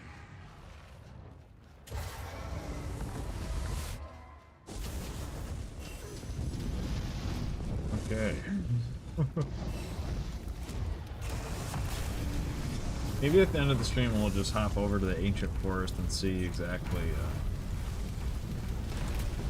like where the other ones are, assuming that the other stages have them and we just completely missed it, which is probably what happened, you know. Oh man, dude, I was gonna say, is he actually gonna fly into the third phase area? So, can we see if we can drag him? Let's try and drag him over here. It might work. It might work. Let's drag him. No? No? Oh yeah, I don't think he's coming. Oh, that's such a bummer. He can still shoot us. Yeah, no, he can't. Okay, okay. I'm sorry. I just had to see if that would work or not. I think it was well worth our time to see. Like maybe, like yeah, because maybe we couldn't. Maybe he doesn't naturally go there, but if we could bring him there, it'd be pretty sick.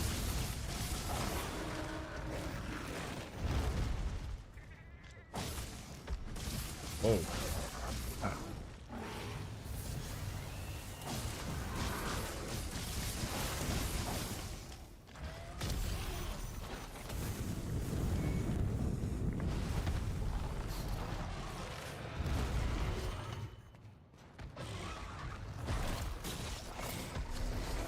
Alright, we're going to tenderize his face one more time, and then we are going to...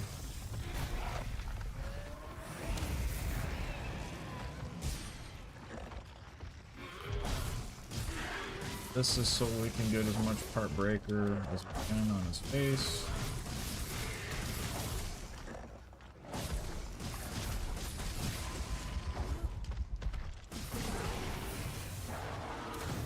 Of course he didn't like that.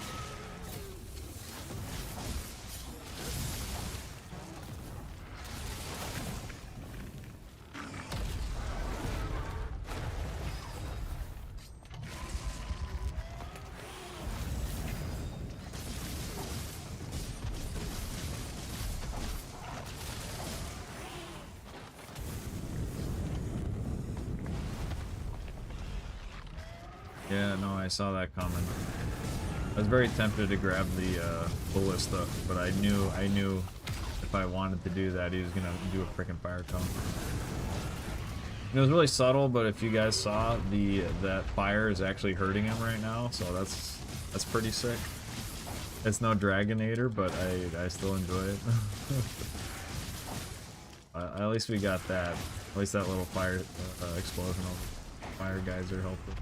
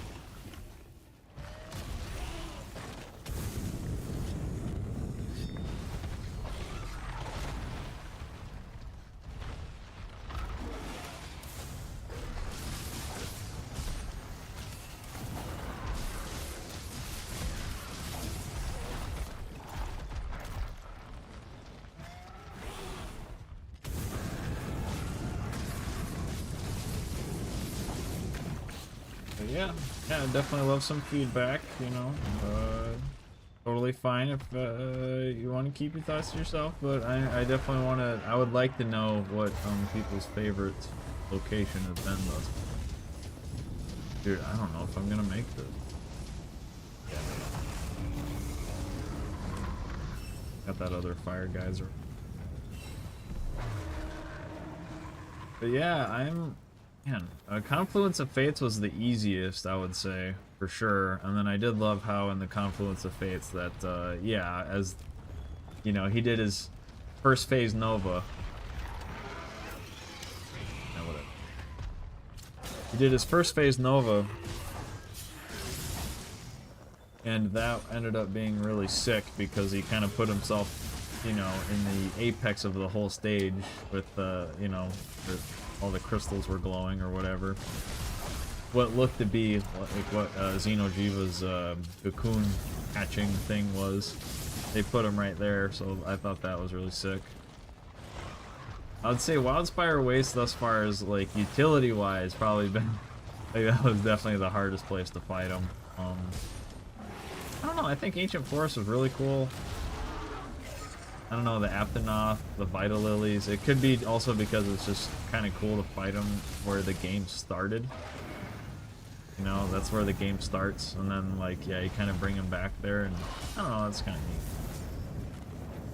But yeah, I just killed so many Aptonoth.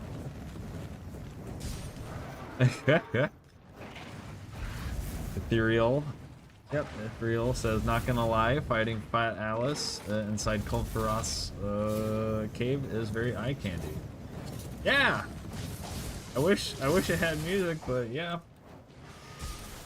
But I do like that the environmental hazards that we've gotten used to using for, like, all kinds of other things, or, you know, for Kul'Thraz, we get to use that here for, you know, Fatalis. I think that's really cool.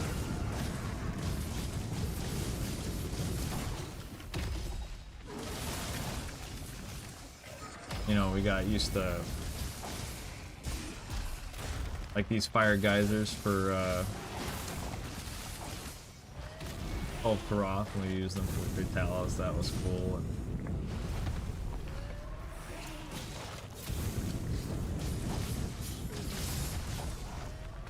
dude, the third time. Holy cow. Calm down, my guy. Man. Don't fly! No! This fire, he was sitting on the fire geyser. I wanted him to...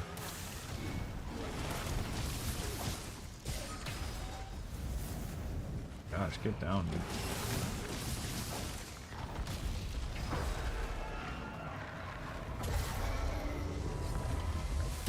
Well, good.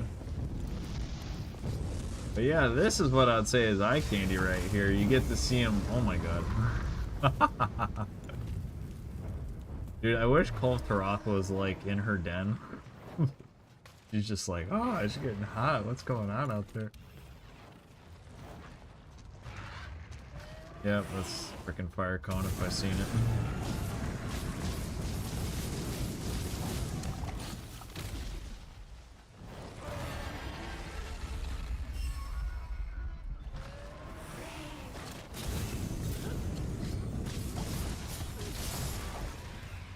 Broke his head again.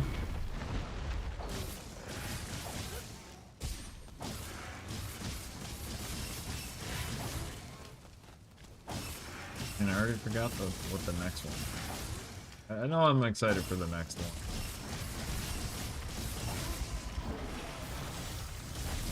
Oh yeah, the Secluded Valley. So we're gonna fight him where Alatreon is. So I've seen that in other mods before. So that won't be super new, but I don't think I ever fought him till completion in Secluded Valley, so I think that'll be pretty sick. And then after that, actually there was a couple of things. Though they didn't really say it, as far as I know, this mod did come with some other quests that let you fight like Fatalis and other monsters at the same time, so we might give those a shot too.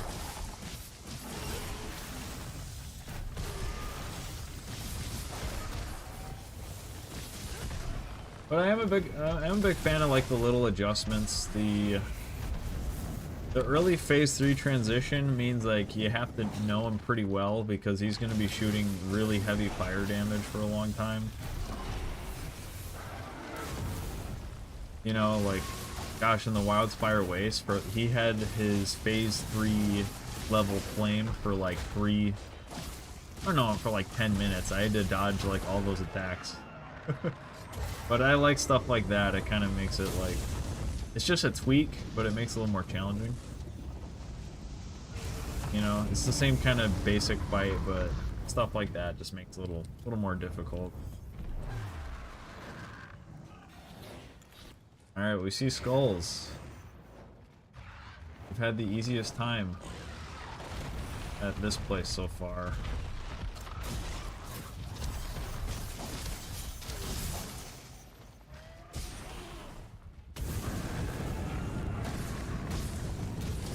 His head is high profile again.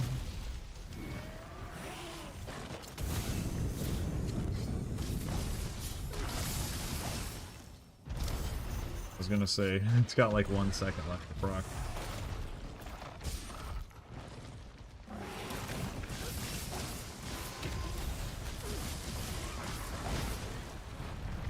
Okay.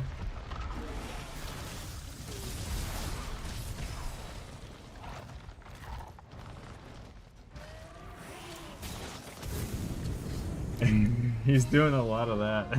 He's doing a lot of fire pour. You saved this world from a living nightmare.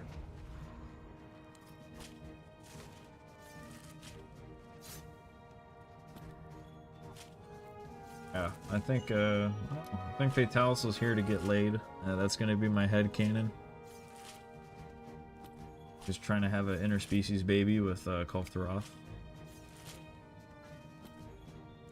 I don't know, we need some fan art to figure out what that would look like, but... Dude, actually that might be kind of sick. It'd be like a golden Fatalis with the horns. We just had to kill him. But yeah, Kulftaroth is a woman, and or is of the female gender, the female sex. And Fatalis is probably a dude, so... That's my headcanon. That's why he's here. There's a modded monster right there, called Fatalis.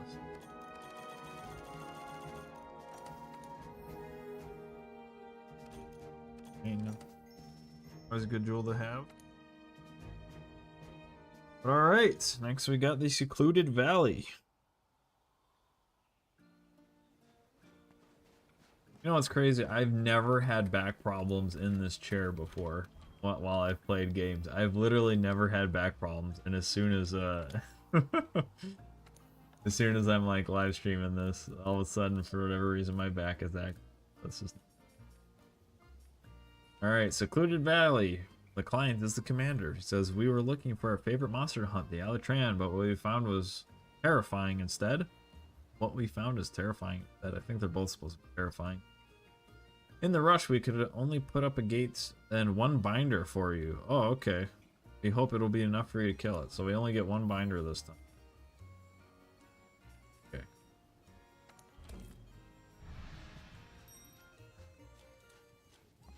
Serial says golden fatty. Exactly. That'd be kind of dope if you actually took the traits of both and they had a little baby. You know, and we just got done playing a game, Sunbreak, and that's the whole, you know, that was the whole thing with Amatsu. Because clearly that was the baby of Narwa and Ibushi. And it combined the traits of both.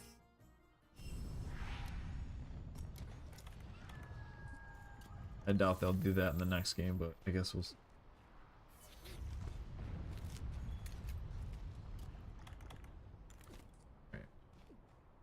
Golden fatty. 1 binder and a gate. I hope we get Alatran music this time. I hate when they don't have music. And then if we don't, I might just have to... Gosh.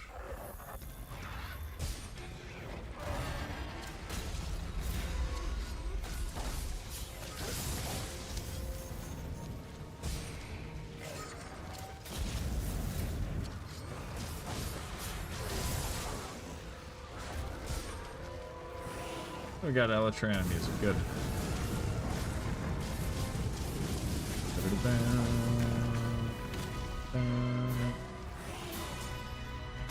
Starting with 2 fire cones never hurts.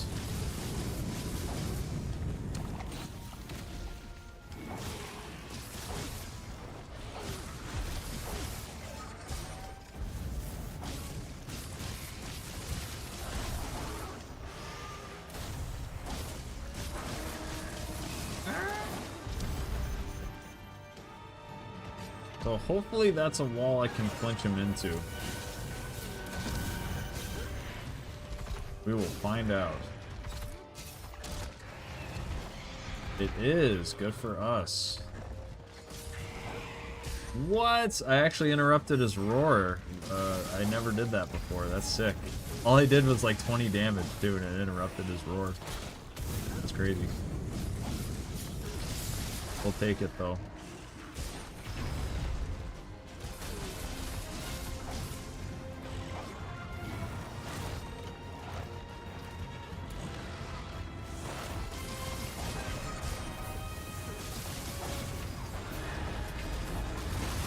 Dude, let's go! Oh my god, I love doing that, dude! That's so sick! Man, alright, I'll pat myself on the back for that. I love that shit. Oh my god, dude, you see that? In a whole new environment, too. Oh my god, that was so sick. Oh, I love pulling that off. But you know, even in, oh gosh, even in like Castle Shrade, that's not like that easy to pull off. I mean, I definitely do it sometimes, but that was like that. I think that must have been the cleanest one of that move I've ever done, by far. I don't think I've ever done a cleaner version of that. That was so clean. Just as soon as he flew by, just right on his back. Like, I don't know. For some reason that makes me think of Rorschach from you know, you're in here with me. You guys think I'm in here with you. You're wrong. You're in here with me. Oh shit, that was awesome. I might turn that one into a short just because I like that so much. And not to brag, but it's just like, yeah, that was good. That was a good one. Yep. Drop down. Oh, he still hit me. That's lame. Yeah, he's gonna do fire cone. I knew it. I knew he was gonna do fire cone. That's why I was already running away. I could sense it. I can sense these fire cones. This fire cone spam.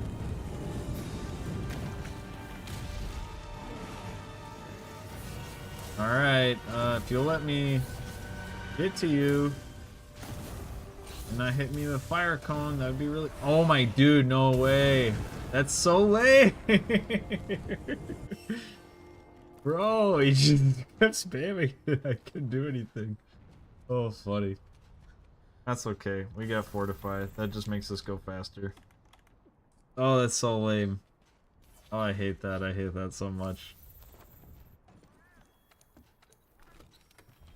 I might as well restart.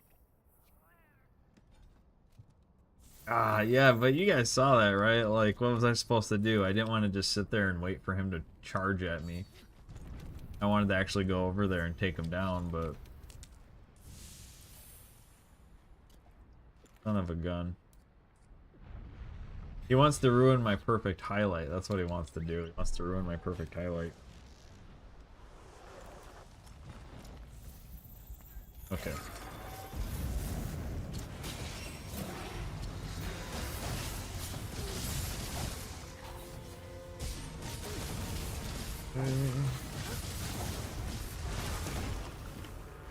Oh, yeah, my game just...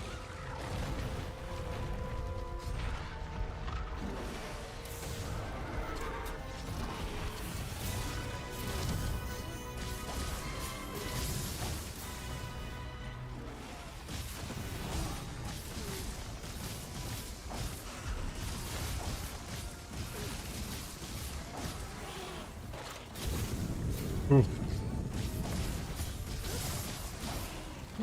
No way!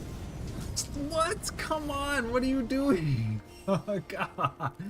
Okay, okay, alright, I see you, I see you. Wow, he is just spamming. What was that?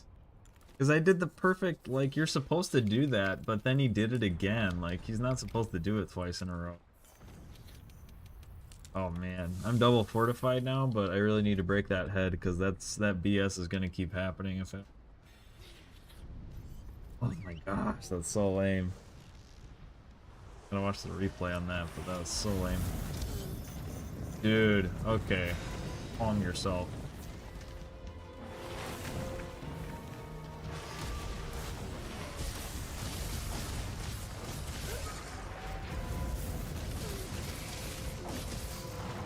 Okay.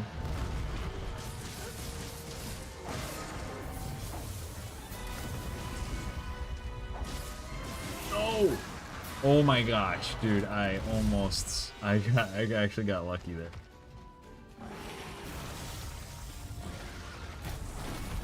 I don't trust you anymore, man.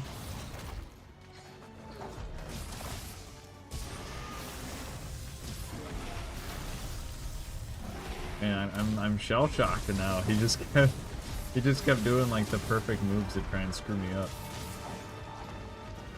Oh. Oh.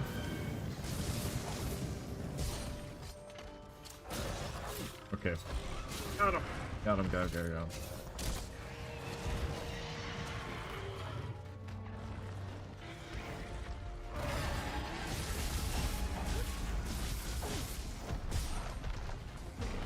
Yep.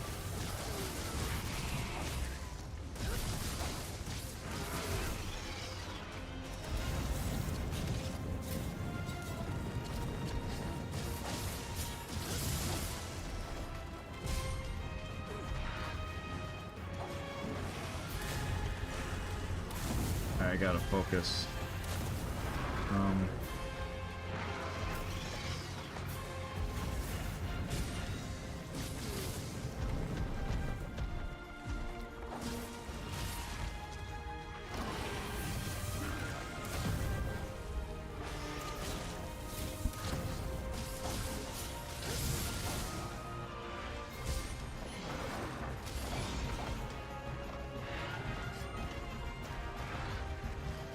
Dang it, I'm waiting for an opportunity to like use the ballista, but I'm just not getting one. Oh, come on.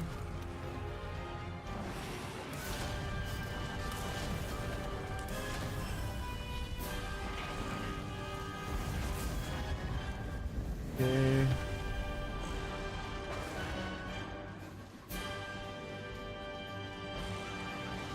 Perfect. Thank you. Okay.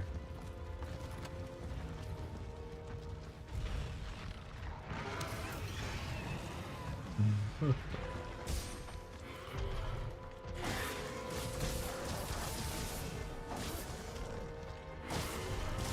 on.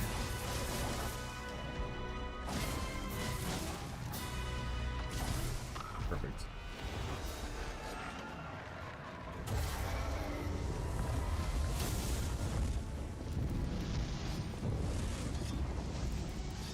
Man, it's scaring me. Gosh. I do not want to lose when I had that highlight. That was my favorite, one of my favorite things to play. Because it is so sick, and it's not easy, and it's one of the few times where they actually don't make the whole body a hitbox, so you can actually do it. You know, that was... Okay.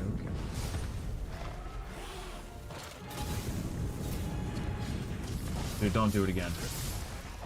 And his head is broken, we're good. Alright. We are good.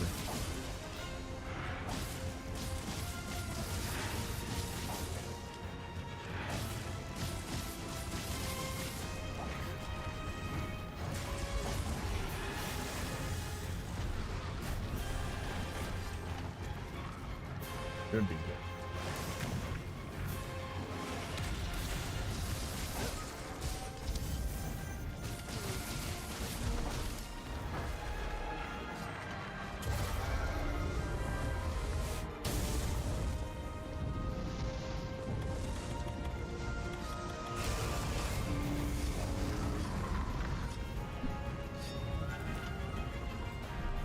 Hopefully we can get another flinch shot. Yeah, I'm double fortified now, so.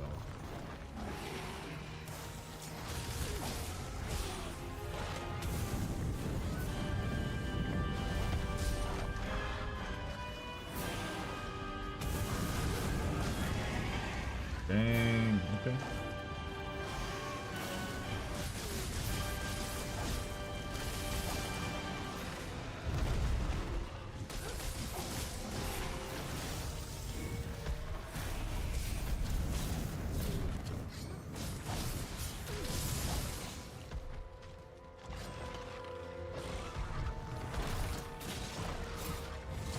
I'm not gonna.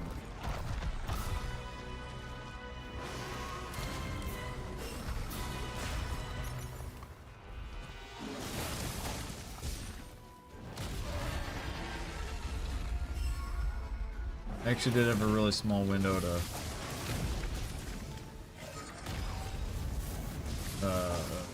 thing, but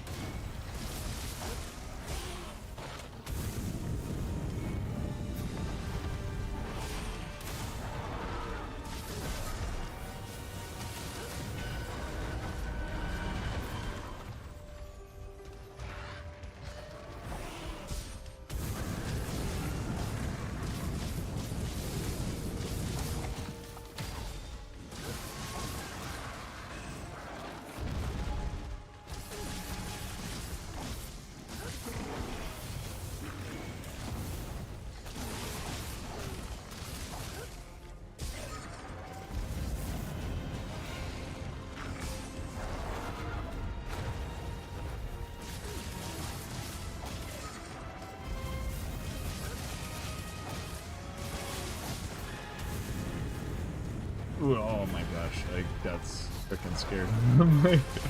Dude, I tried to dash forward and I tried to dash to the right and back, and then, like none of the dashes were working. I'm like, oh crap. All right, he's already in skulls though. That's what double fortify will do for you.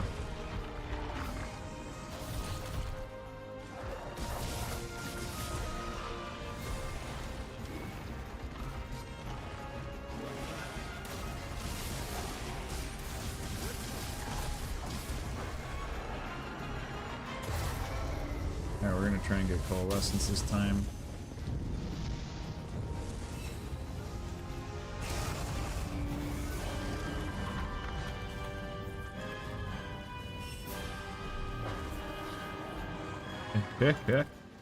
MK Ghost says if it's not the man, the myth, the legend. I don't know what you're talking about. Maybe you're talking about Fatalis, but no, I appreciate that, man. Yeah, we've explored as many ways of fighting Fatalis thus far as it's been allowed. This might actually be the last little spot for us. But this quest pack did come with some other quests though, so I might clip it later. But yeah, there's definitely a highlight. What, like 10 minutes ago, I pulled off on this guy that I'm just in love with.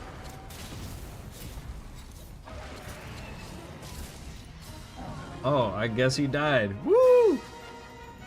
I was MK Ghosts. As soon as I was reading "Don't be modest," he died. So I'm just gonna say MK Ghost probably killed him. So.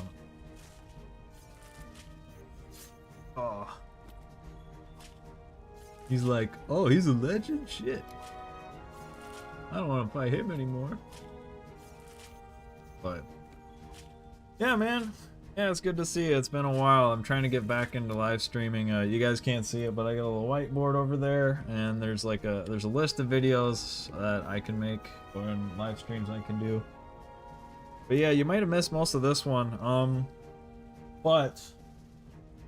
So I as you know, there's a white Fatalis mod, and I think that mod in particular, it turns every Fatalis in the game into white Fatalis. So I'm gonna play test it afterwards, and we're gonna do all this again with a white Fatalis. So hopefully. And then maybe Xeno Fatalis might be the same shindig. So we'll have to see. All right, let's Whew. But yeah, MK, you stoked for Wilds? I know I am. What sucks is we gotta wait like at least 4 months. But yeah, I'm really stoked for Wilds. I know Capcom doesn't want it to be modded at all, I'm sure, but I'm hoping that people will find a way. And if not, you know, actually what I don't mind is like let's say Wilds is really difficult to mod, that maybe that this is just the game that is just the one that is modded. Like, you know, like people can just make mods, you know, because a lot of people still play this game, so there's nothing bad about being this game being the default one for people to mod. So, but yeah, that was Fatalis in every location that we were allowed to. So we fought him in Ancient Forest, Wildspire Waste, Confluence of Fates, the Caverns of El Dorado, and Secluded Valley. Let me know what your favorite was, but I think mine might have been... Secluded Valley was fun. I think Confluence of Fates was probably my favorite. The only thing is we didn't hit Fatalis with the boulders. I really wanted to hit him with the boulders, and we did not get to do that. But let's see, there's some other quests with this mod pack too, so let's take a look at them. I have no idea what this one is. Hard MMO quests, I don't know what that means. These are just some challenges, so this one's like each slayer slays one of these monsters. I don't get it. But you know, if I had like 4 other people to play with. There's My Last Journey. I'm very curious about this one. This one's a 2-hour quest. It's in the Secluded Valley, and I think, you know, yeah, we might give that one a shot. Let's see what the other ones are though. This one's just Arc-Tempered Fatalis at Cancel Shrade. I've done Arc-Tempered Fatalis mods before, so... But yeah, then we got Fatalis and Velkhana, we got Fatalis and Xeno'jiiva, Fatalis and the Great Jagras. Man, okay, you know what? Okay. So let's... Because the theme of this is to going different locations. We're gonna check out... Let's check out this Jagras, and maybe the Jagras will be... Maybe it'll help us, or maybe it won't. We'll see. But either way, we get to go back to the Ancient Forest. The quest is called Alpha and Omega, and the client is a guy named John. He says, when I saw him, I fell at his feet as though dead. Then he placed his right hand on me and said, do not be afraid. I am the Alpha and the Omega. I am the living one. I was dead, and now look, I am alive forever and ever. I hold the keys of death and Hades. I'm sorry if this is blasphemous. But yes, this will be Tempered Jagras and Fatalis in the Ancient Forest. That's twice that Kilbrax killed Fatalis with a claw attack. Coincidence? No, I've rigged the game. I have hacked it and rigged it to die with my claw attack. And everything before that is just show. You're right, I'm a cheater. MK Ghost says he can't wait for Wilds. The mods were cool. I wish they could play them on PS5. Oh, that's right. I remember you had that particular struggle.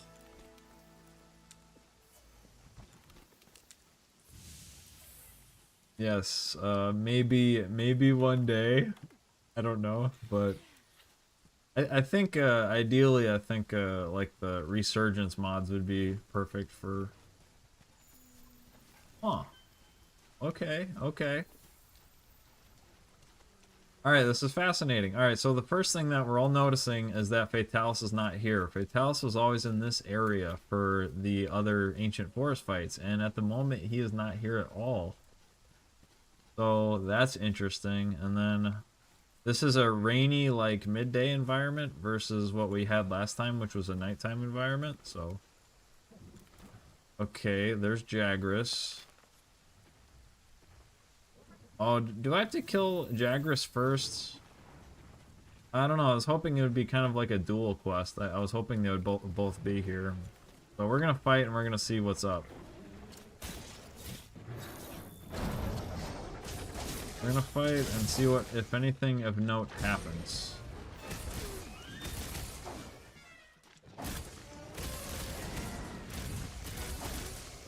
Okay. Seems to be just a very normal Jagras. Might not even be master rank. Okay, alright. If anything else, at least we might fight Fatalis in different environments, or at least in a different setting for the Ancient Forest. But the ballistas are in the same place. Oh, Ethereal says, thanks for the input. He says, by the way, my favorite was obviously the Cult of Taroth location Fatalis fight, but that's probably because I love me a good generic dragon slaying story. Gosh, you know, speaking of which, there's a book called He Who Fights Monsters. I haven't read it yet, but yeah, if anyone knew if that's what that book was like, I was gonna start reading it sometime soon, but yeah, so I'm just curious about that. Yeah, I'm glad you like the Cult of Taroth. It was a bummer we weren't able to drag him into the third area. I really thought we could. Okay, does he just have a really high health pool and a lot of defense, or what? This Jagras is weird. I'm not sure he's enraging either. Oh, there we go.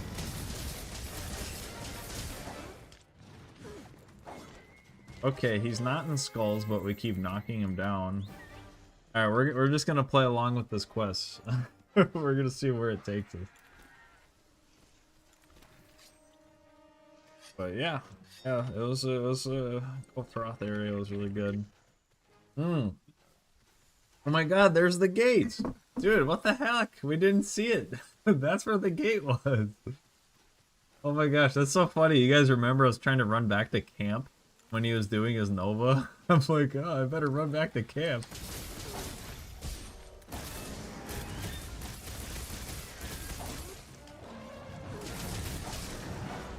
But I don't know, what I was hoping from this quest was that, I don't know, I'd be fighting both of them and then maybe Fatalis would kill him with his Nova or something.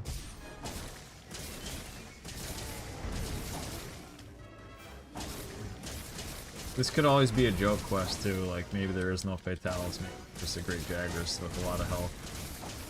Dude, oh my gosh.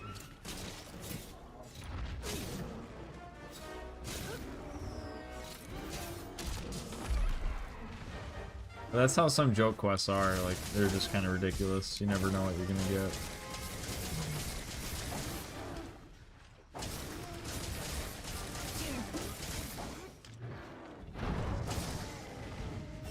Jeez.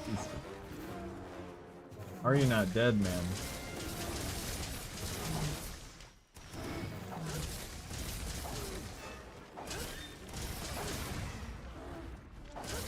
Alright, this is, yeah, they did something with this quest. I don't know what they're doing, but they did something.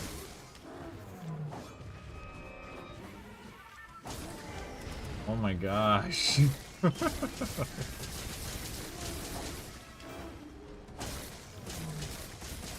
But it was like Alpha and Omega, like is this supposed to be like a resurrected Fatalis? Like, I don't... This is a weird quest.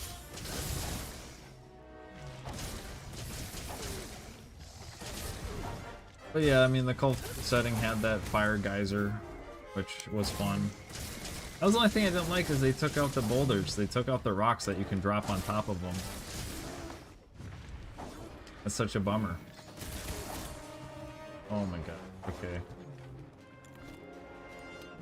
I usually don't have mods that tell me like the kind of health that monsters have, but I kind of wish I had that mod right now. So I could see like maybe he's got like 5 million health or something and there's just no chance I'm ever gonna kill it. But if we're fighting him for like 20 minutes, I think that's gonna be really apparent. Alright, he's already in his nest. Or not.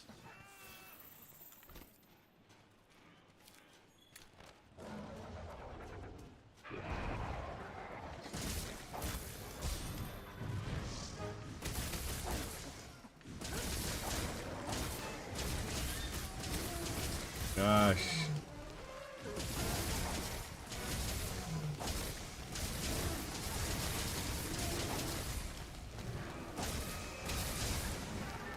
I feel bad for anyone tuning into the stream right now. They're like, why is he fighting a Jagras? What the hell is going on? I was promised Fatalis in all locations, and I'm watching your stream, and now you're just fighting Great Jagras? I think you're a liar.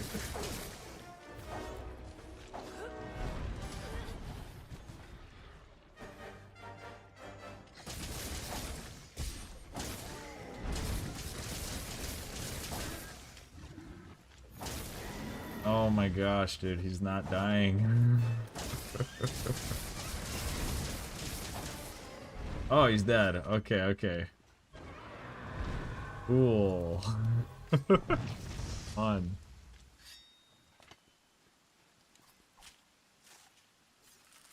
But yeah, anyone just popping in is like, what's...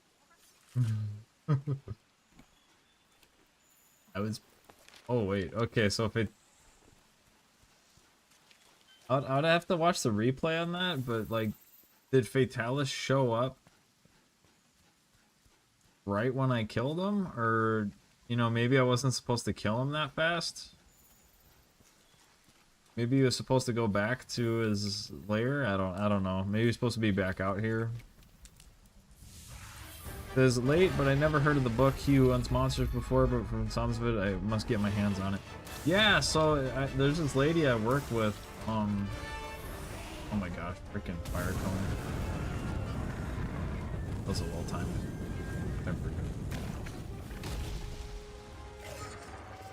But yeah, there's a lady I work with, and you know, she's not a Monster Hunter fan or anything like that, but yeah, she was telling me about it, and it's apparently a best-selling series. It's got a lot of people that want to see it turn into a movie. It's really popular. You know, I think a lot of people are yeah, we're Monster Hunter fans, and there's a book called He Who Fights Monsters. So it just sounds like a very natural fit, I would say. Yeah, I think it's got like 10 books or something in the series, or 9, so there's a lot to read if you get into it. Very curious. Very curious indeed.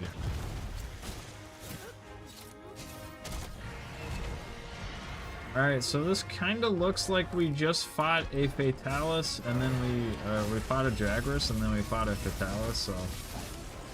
Monster Hunter movie was not good with the hot takes from MK Ghosts. Yeah, you know, and actually, I'm so glad you mentioned that. I brought this up.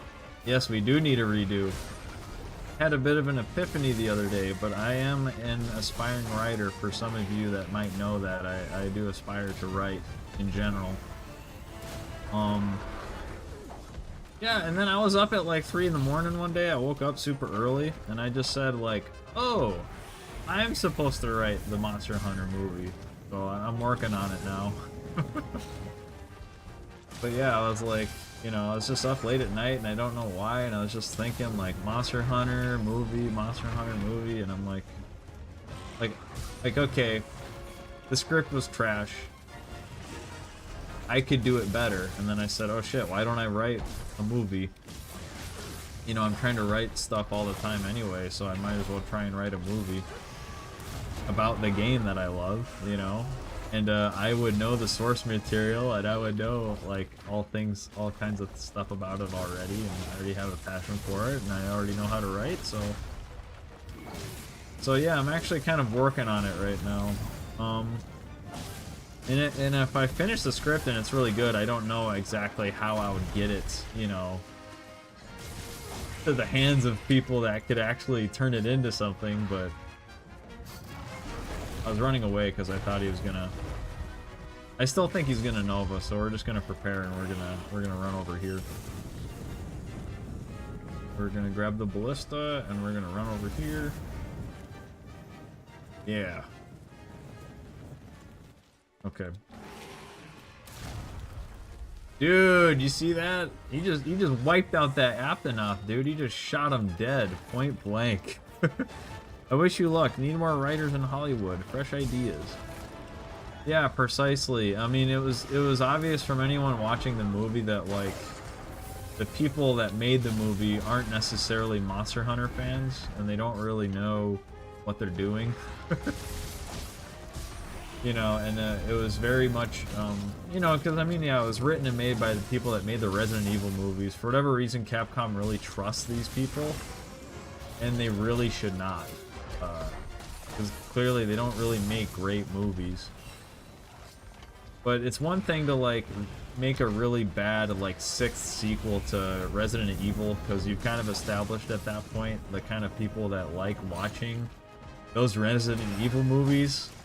You know, they're there, and they are gonna buy them and watch them anyways, and it doesn't really matter, and it's gonna be a solid, like, $100 million bucks. Alright. Dude, yeah, just see how high he goes in the air, it's crazy. But yeah, we're gonna be able to check out that transition this time, so I'm excited about it. But yeah, for whatever reason, they feel like they have to use these people to make their video game movies, and they don't. But yeah, so I started thinking, like, okay, what would I do? I mean, yeah, this could be its own video. Maybe I should make its own video, but it is a video that I'd love to have with other people. Oh, that's so sick. Where I'd love to discuss, if we made a movie, what we would do. But yeah, I don't know, I've only conceived of it a few days ago, and I think the issue I'm running into, I shouldn't say issue, but what I'm running into very early on is, like, my ideas kind of center around redoing the Zora Magdaros kind of theme. I was gonna shoot him down, but he's, like, so high up in the air. Just like, I should not shoot him down. Dude, his flame is, like, barely getting to the ground. Okay. Still fighting Fatalis. But yeah, Zora Magdaros was gonna show up and destroy the ecology, which is why they felt like they had to take him down. Kind of makes sense. What I kept thinking myself was, what if what if the ecology was dying? You know, so what if it was a dying ecosystem that they were trying to salvage in other ways, but one of those ways could have been letting that monster, you know, Zora Magdaros, actually do what it was supposed to do. Because if Zora Magdaros didn't stop, like, the ecology would have been destroyed, but a new ecology would have taken its place, and that's why we have the guiding lands, you know? Multi-level thing, I can't deal with it. So I kept thinking of that kind of thing. Oh my gosh, I, like, barely got him with that. Crazy. I like how in the corner you can see the squirrel things running away. It's pretty cute. The animated Resident Evil movies were amazing, though. You know, I didn't see the animated ones. All I saw were the live action ones, and it was funny, my brother was actually a fan of them. I'm just like, man, whatever. We don't agree on a lot anyway. Says OMG, I'm still bitter over what they did to the Resident Evil movie. Yeah. Well, and that's the thing, like, some people who like that stuff, they're not really Resident Evil fans, but there are some people that like those movies, but they're not really, like, Resident Evil purists, you know? They're not the ones that respect and love the video games. They're the kinds of people that I think like the Fast and Furious movies, you know?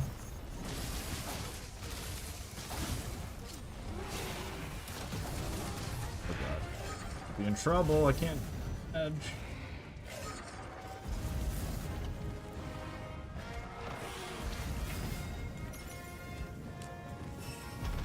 Yeah, we're fighting him in, like, the worst little locations. Terrible. Alright, I'm running out of here because I'm not gonna sit here and keep dealing with this.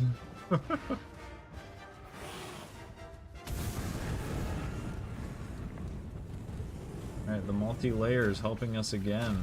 Or the multi-levels. The fire cone goes above my head. Okay. But yeah, like actual Resident Evil fans don't really enjoy that movie. It sucked.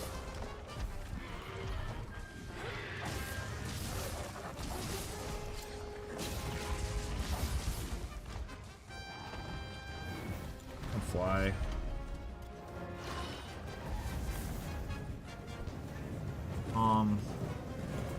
And yeah, I guess they were made to appeal to the masses, but there's no reason, like, I think that's what people are generally figuring out now, is that just because something is made to appeal to the masses doesn't mean it has to be stupid.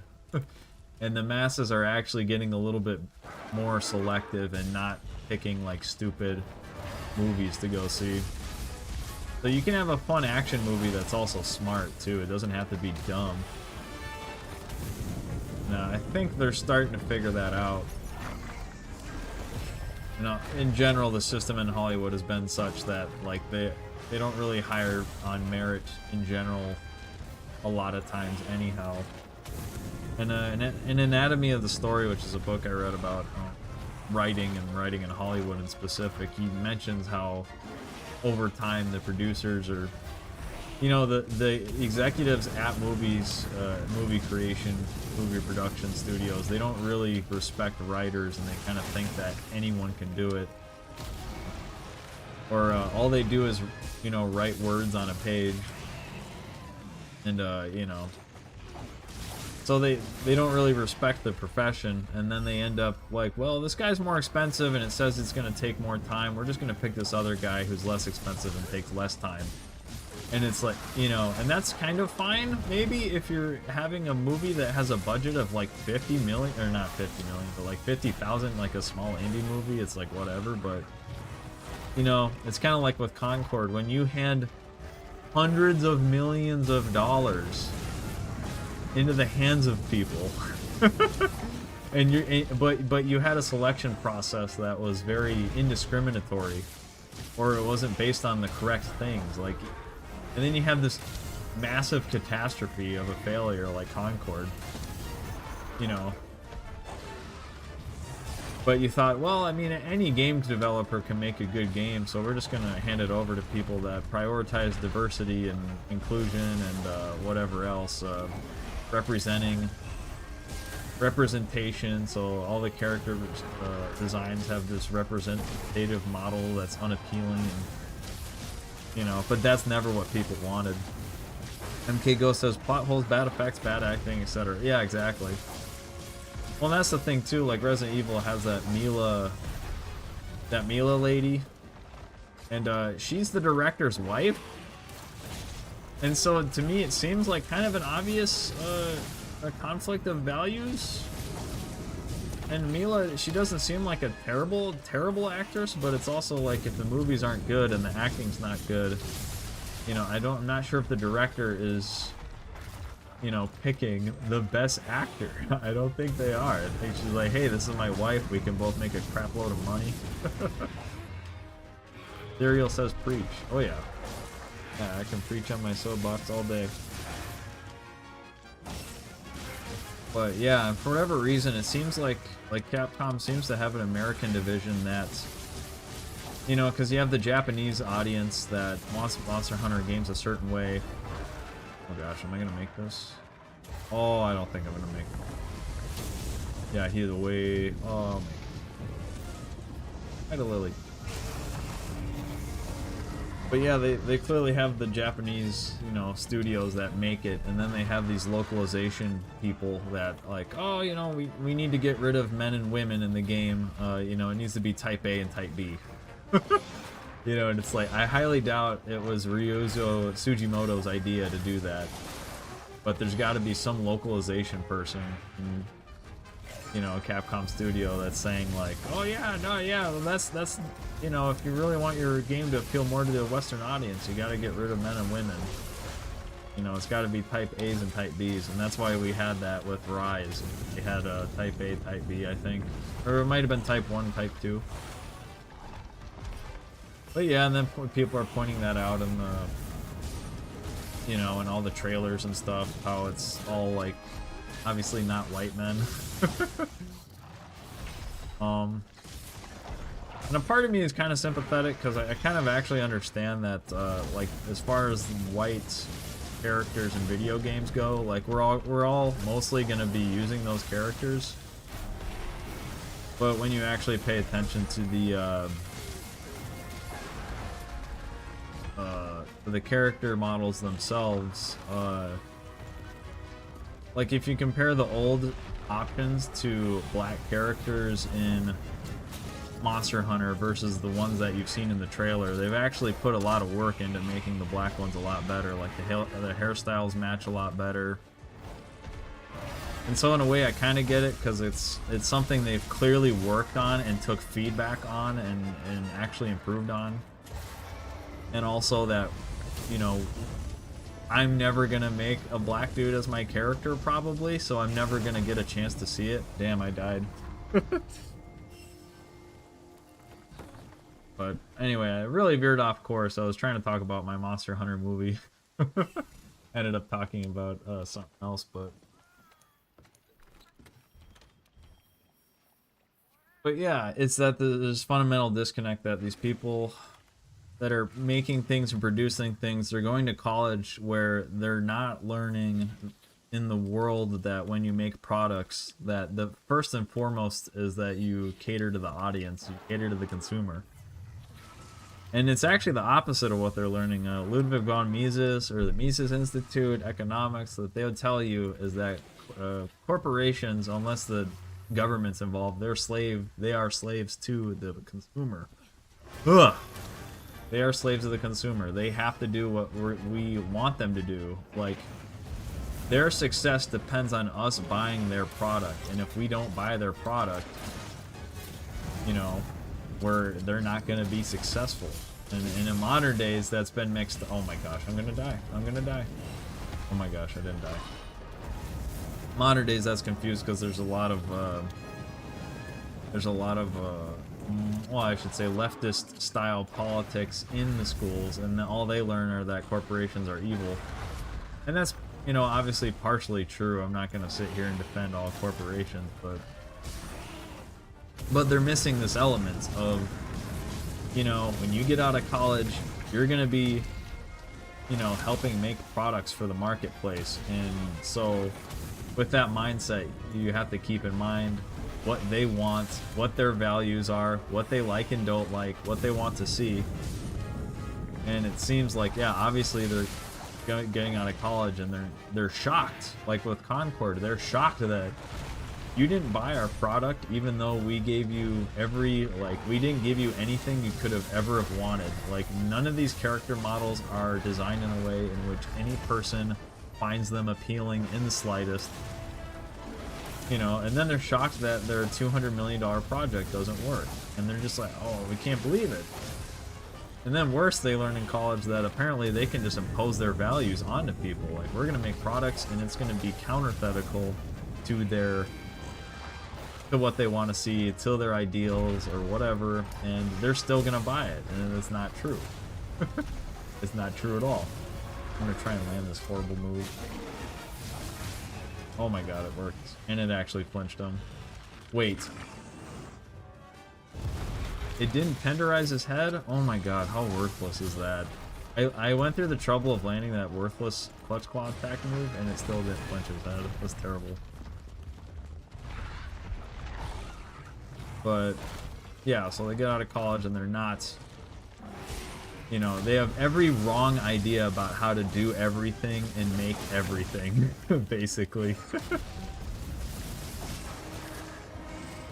You know, but then Capcom, you know, being obviously, or the Monster Hunter people being obviously Japanese, they're sitting there like, well, we're gonna trust our American localizers to lead us in the right direction. And then that's when we see all these changes in this game, I should say.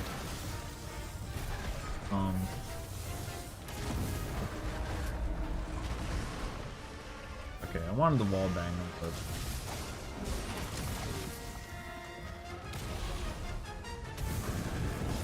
but yeah, but it hasn't gotten too bad for Monster Hunter, so I think there's you know, or at least as far as Wilds is, like, yeah, you can see that there's some wokeness or whatever, but I don't think it's gotten too bad, personally. But you can see it on, like, the subtle things, I think.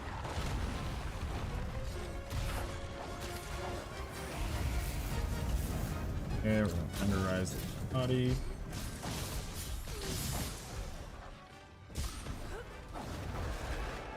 But yeah, so that's, and I think it might be a collective lesson that the industry is learning that should have been obvious, that they should have already known out of high school, out of college, that, you know, you have to cater to the consumer.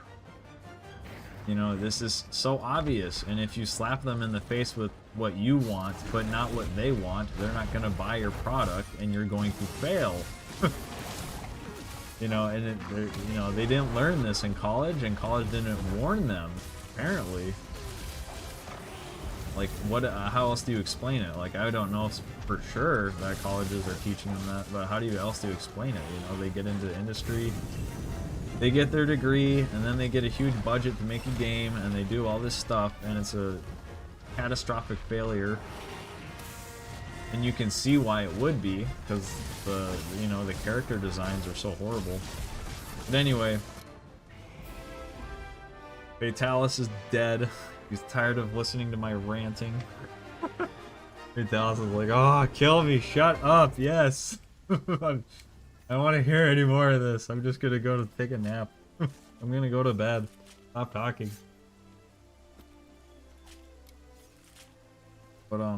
But yeah, so the same thing that happened in the games industry with Concord and all these other woke games is the same thing that happens to movies. It's that they're gonna make movies and they think, you know, and you're getting people rising through the ranks and actually producing and writing the movies that are not, you know, they haven't gone through the rigor of merit. They've just, they've said the right things to the right people, and those people don't have accurate conceptions of the kind of merit that it takes to be in the marketplace and make a movie that people will go see. And you think they would, because you would think if you're an exec at a movie studio that you would inherently, like, of course you're gonna be there because you knew what you were doing when you were making movies, but that just doesn't seem to be the case, because they keep hiring people that aren't very good. But you know, I'll never forget it. If any of you are Star Trek fans, there was Alex Kurtzman has been helming Star Trek. He's been spearheading Star Trek for the past, I want to say, almost decade now. But if you look at how he got hired, the story went from the guy that apparently hired him that as soon as this man walked into my office, I knew that this guy... Man, which quest should we do? I'm kind of curious. This is the guy that should be leading Star Trek. And he was just a nerdy looking guy with glasses. And he's made all this awful Star Trek content for the past 10 years, and I hate all of it, and none of it's true to what Star Trek is like. But this guy came into his office and he's like, you're gonna lead Star Trek. And I could just tell. And it's just because he's a nerd with glasses. That's what he saw. He's like, you look like a nerd, you're gonna lead Star Trek. And then that's what led to 10 years in miserable Star Trek and millions and millions and millions of dollars producing terrible these terrible shows. Is just because one exec who's a moron was just like, oh, you look like you should lead Star Trek. You should make Star Trek. Oh, it's just awful. And the guy keeps failing upwards. But anyway, okay. So I'm really curious. I kind of want to try one of these quests. This one's at Castle Shrade, but it's got Velkhana, which I'm curious in. This one's got Xenogediva and Fatalis at the Confluence of Fates. Let's do this instead.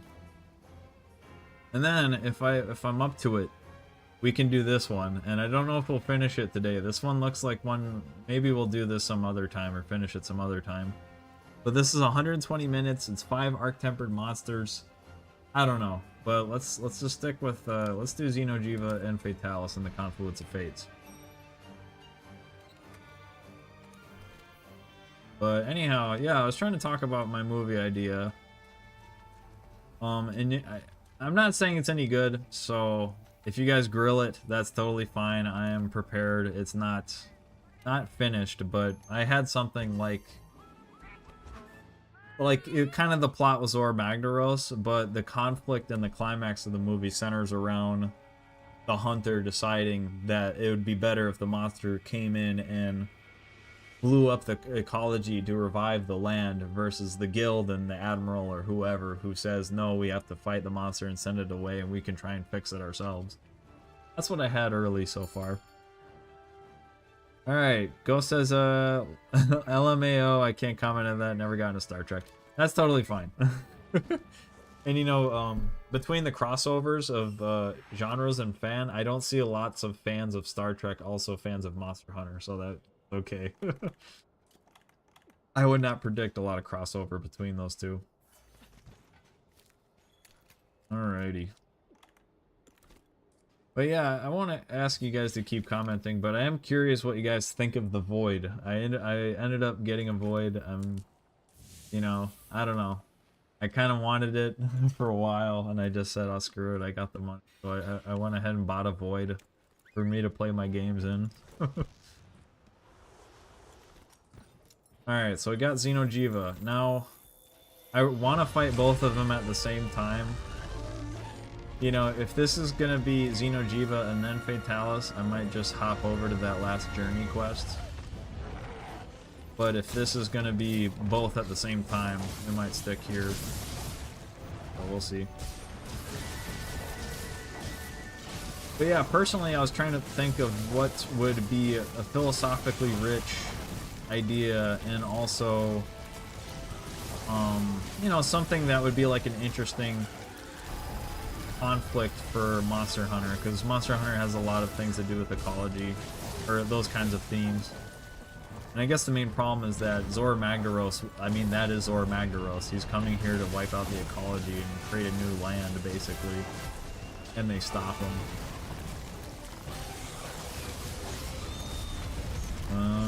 Yeah, I guess I'll go. I really hope we fight both. I really don't want to just fight one and then the other. That'd feel like a giant waste.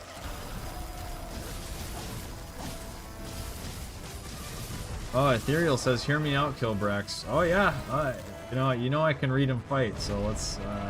I'm totally down. I want to hear it. And then I'll steal it, and I'll make $1 billion, and you will get no credit. And I just hope you're okay with that. Okay, that didn't work. Oh, can you not flinch shot on Xeno'jiiva?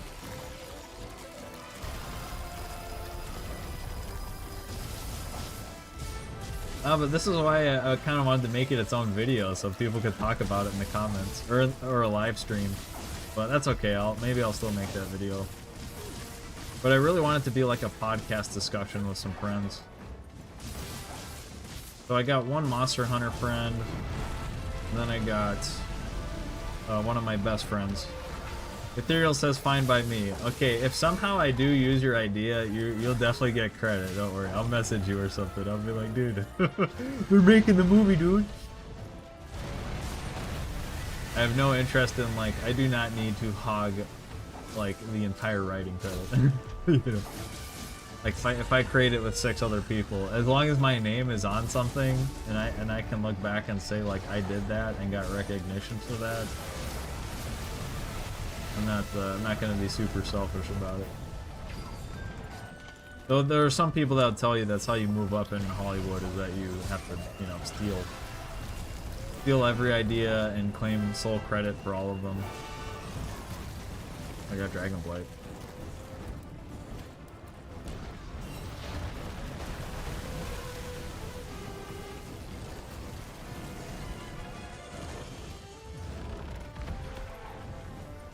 Oh, is this?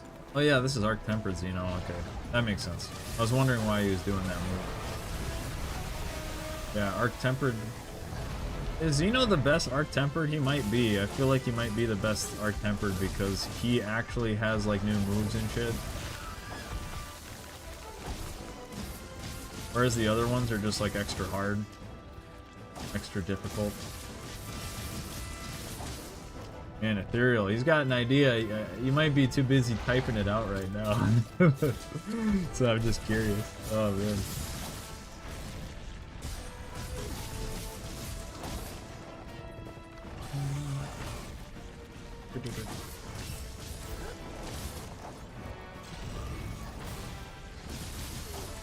But yeah,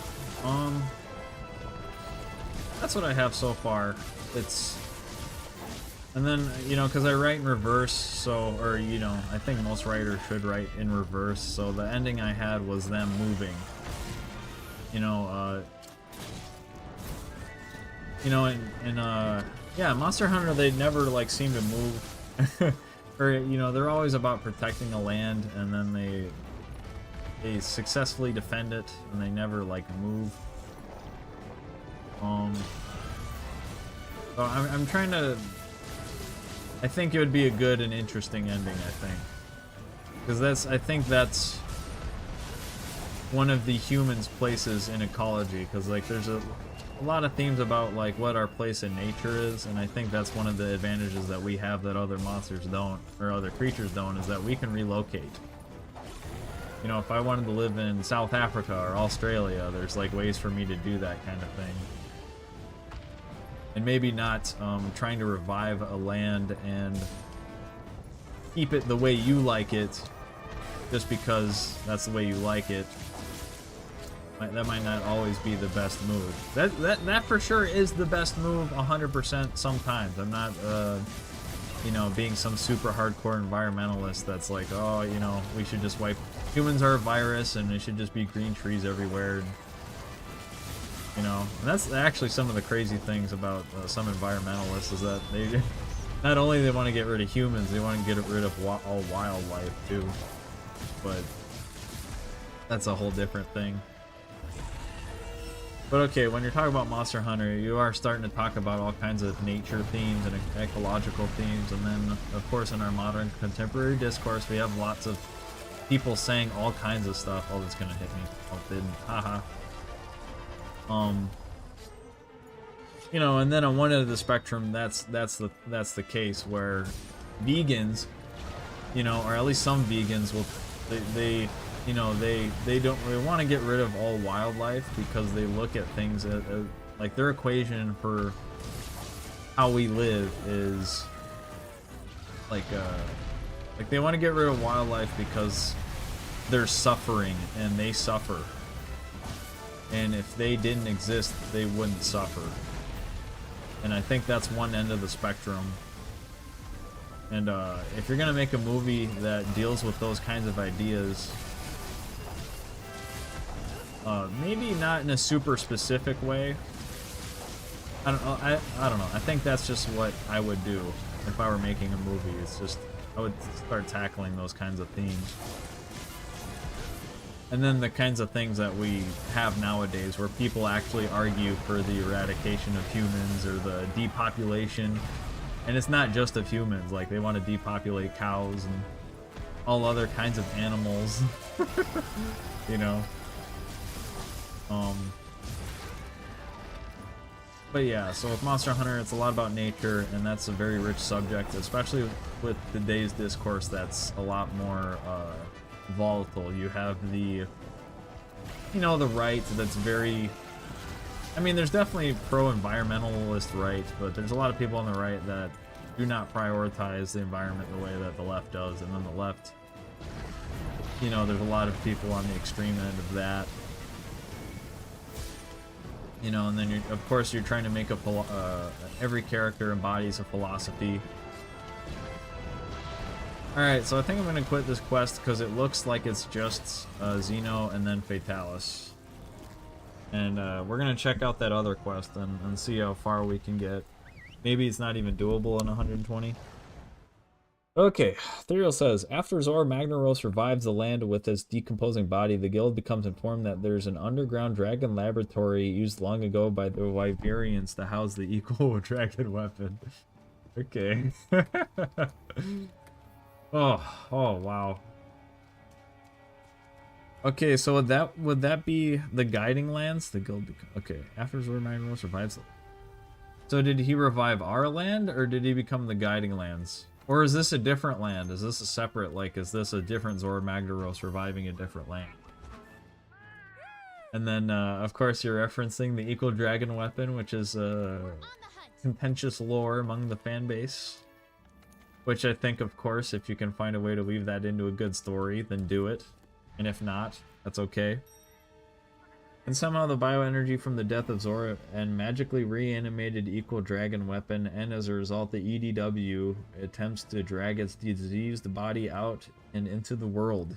A different land, okay. Yeah, because that would work. I mean, you can pick any new land and just say this is a Zora Magdaros. And what's interesting about that idea is, like, yeah, because I had a Zora Magdaros idea as well that allows Zora to revive the dead land.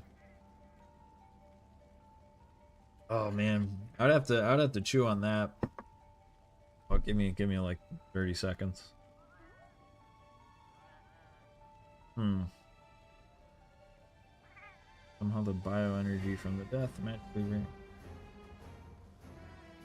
attempts to drag its diseased body out to the world. Okay, so when I'm trying to think about the theme.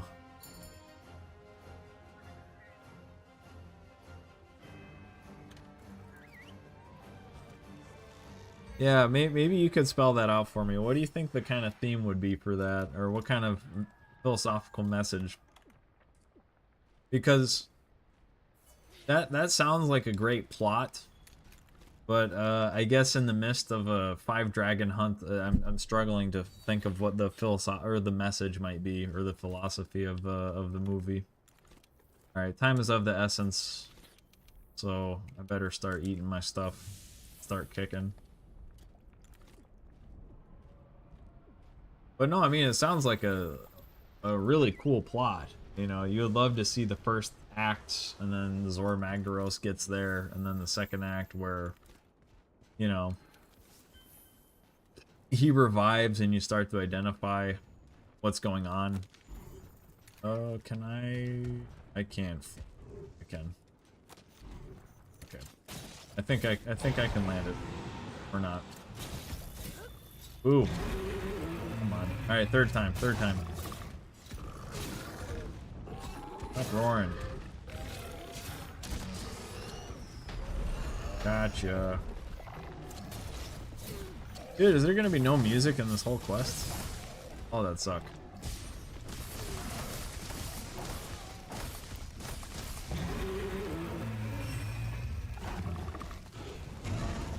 You know, because if you do something, or if you make a philosophical choice about, we're gonna let Zora Magdaros, you know, take this land, right? Or we're gonna let it do its thing, and then it accidentally revives like the Equal Dragon weapon.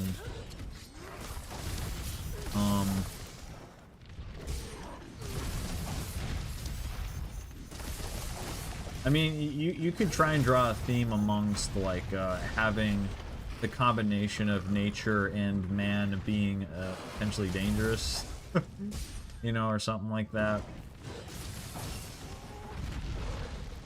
But yeah, like, plot-wise, that sounds sick. I'm just trying to think of what the message.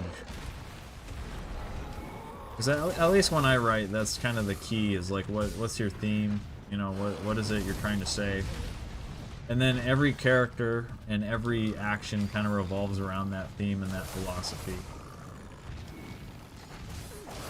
I'm just trying to think of a good movie that kind of shows these principles.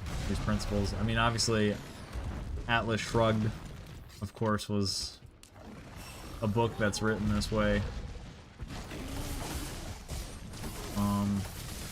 of like a more obvious... Like, you know, Spider-Man 1, you know, that's had... Man, is there not going to be any music this whole quest? Well, okay, yeah, Spider-Man 1 was great power comes great responsibility.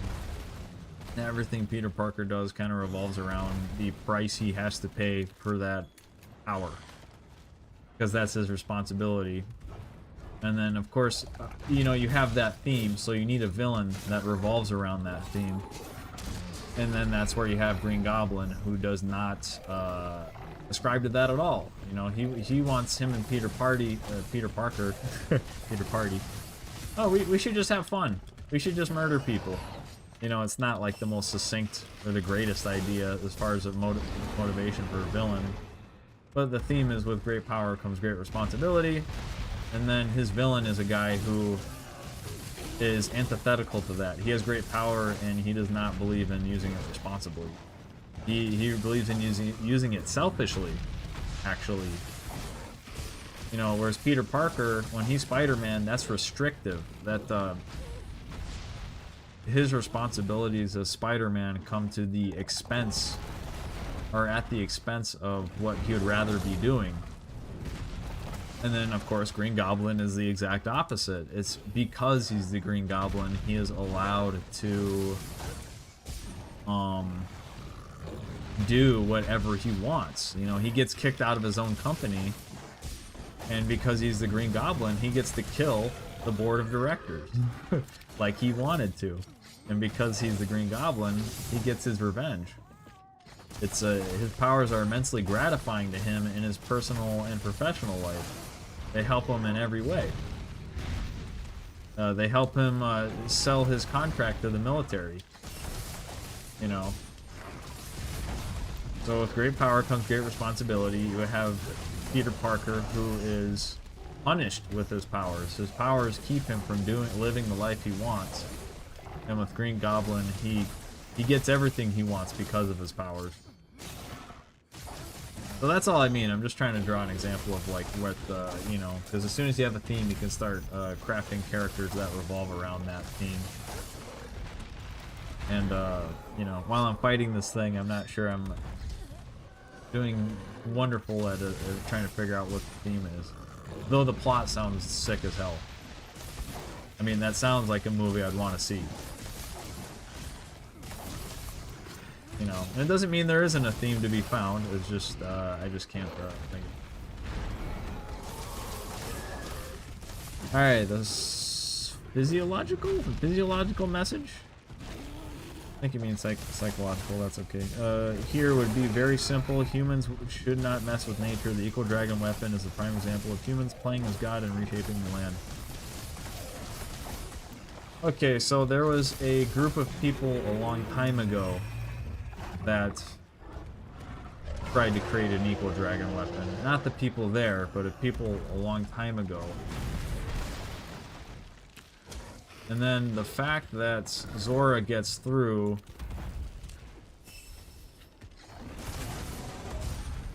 Like, okay, like if the humans were messing around with the land... like that, they would stop Zora Magdaros. But since they don't stop him... I mean, because that's more, I think... Okay, I'm not trying to... You know, I'm just trying to get it all together. But I think, like, that would be more pertinent to the group of people that left the Equal Dragon weapon there. Like, they're the ones that made the decision to try and make the Equal Dragon weapon. Because assuming that the Equal Dragon weapon at this point in the movie is like 1,000 or 2,000 years old, and that the people there didn't know, or the, you know, the new admiral and the new hunter didn't know that it was there. Assuming that's the case,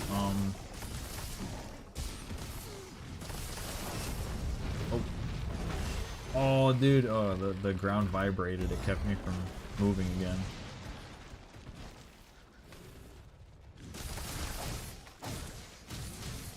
Man, this is gonna be a 120-minute quest with no music. Crazy.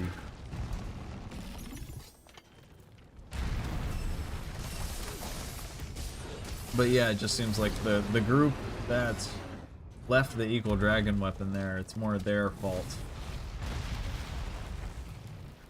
They were the ones that were trying to mess with nature.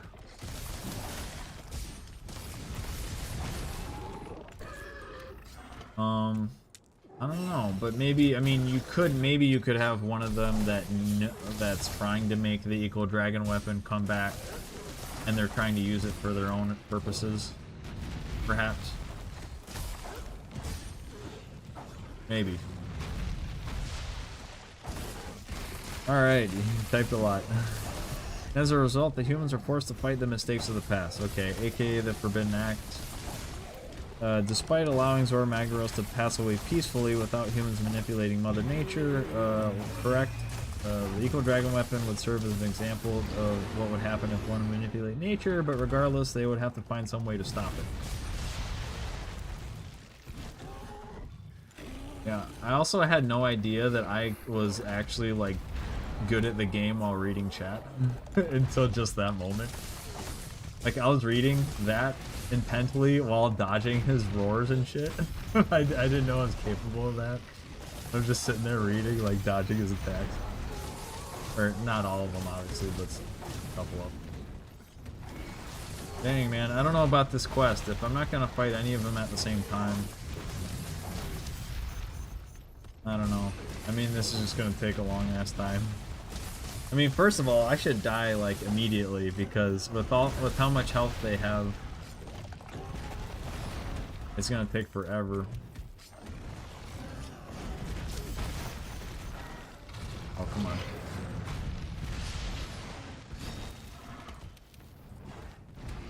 Give an example of what would happen if one manipulates nature, but regardless, they would have to find some way to stop it.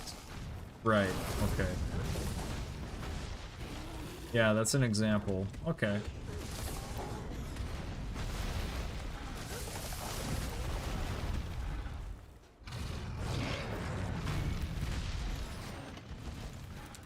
Well, okay, and then that, my favorite Monster Hunter video, maybe I should link to it, but one of them, it was describing the actual theme of Monster Hunter.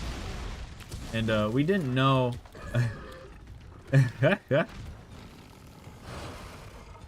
you're totally fine. Don't worry about it. Ethereal, apologize for hitting me. No, it's what it's what I asked for. I wanted to hear your idea. I wanted to think about it on stream, so you don't got to apologize for it. Thank you for sharing it.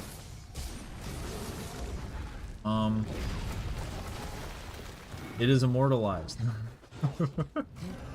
It is immortalized on screen.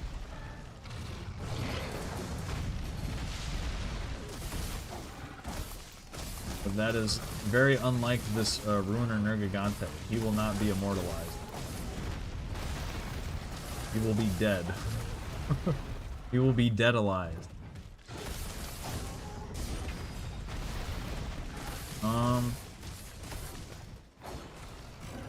Well, okay, yeah, but I was talking about a video that I saw on YouTube. It's probably my favorite Monster Hunter video, where...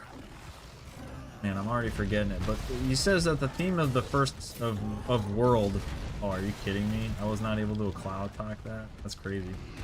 The theme of World was, Oh my god, I already forgot it. Terrible. Okay, the theme of Iceborne was that, or one of the messages of Iceborne was that you don't know everything about nature. You know, they do all these interventions. Are you serious? You're kidding me. They do all these interventions, and it turns out that they almost sabotage what nature's plan for the old Everworm was. So nature's plan for Ashara Ishvalda was that what's his face? Ruiner Nergigante was gonna handle he was gonna handle Shara Ishvalda. So the hunters actually didn't need to do anything because Ruiner Nergigante was gonna handle it. And actually their efforts almost stopped almost stop it from happening. Like, they almost sabotaged Ruin and Nergigante from killing Shara, because if they actually killed Ruin and Nergigante, you know, hypothetically speaking, they might not have been able to kill Shara.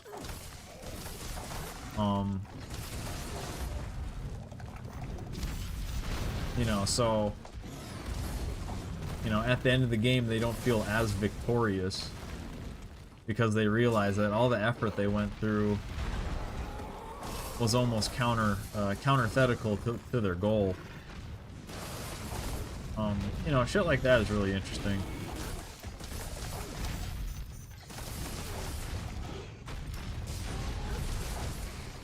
And then I think that would serve,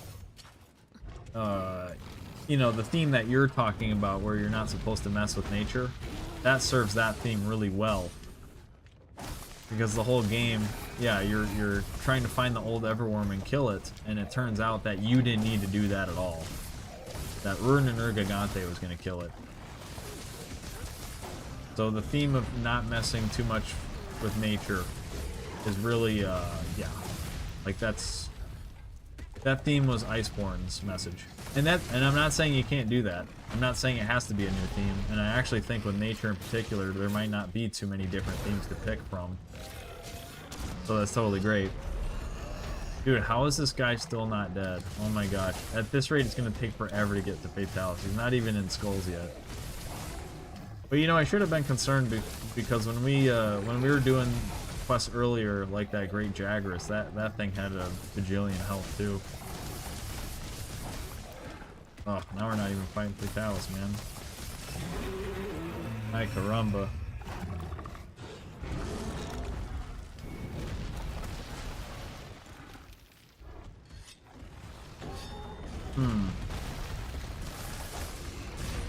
But yeah, I'm still thinking about it, Equal Dragon.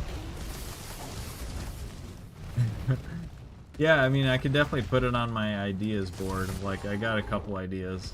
Alright, he's finally dead. Oh my gosh. Alright, we're gonna Farcaster and resupply, and then we'll see if it takes us somewhere else.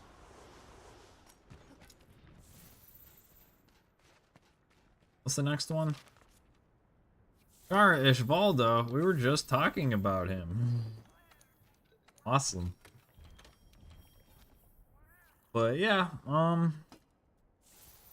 yeah, man, I'm shocked. I'm usually actually really good at, like, collaborative writing. Like, I can kind of think of stuff pretty quick. And I'm struggling to think of what direction to go with that. But okay, like, I think you would definitely have to have characters that are in support of the Equal Dragon weapon. And then we have to ascribe why they would be in favor of that. Like, why would they like the Equal Dragon weapon? Or why would some of them want it revived and some of them not want it? Maybe they get the idea that, maybe there's a Crimson Fatalis, and they're scared that that Crimson Fatalis is going to be too powerful for anyone to take down. You know, so maybe they want to use it to fight a larger enemy. And so maybe throughout the movie, or movies, the hunter has to fight both. You know, just because, yeah, he's scared of one. I don't know. That's what I would think, though, is that, like, yeah, maybe they get ideas that they can combine nature. And, you know, it kind of reminds me of Monster Hunter Stories, too, where that was a big part of Monster Hunter Stories, was the,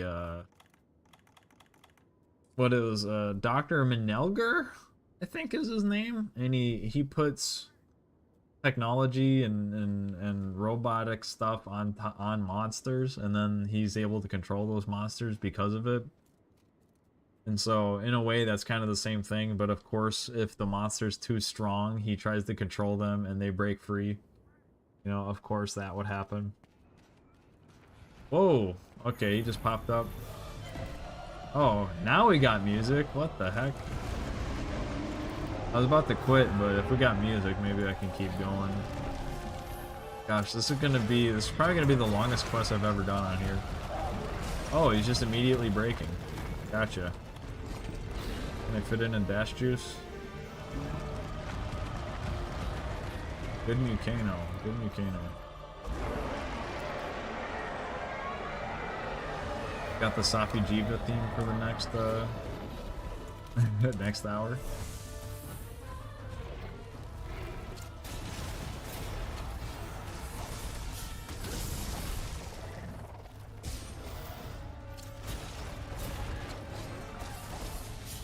Tenderize both these arms. I might just faint once, like I really want this to go quicker, and I want Fortify.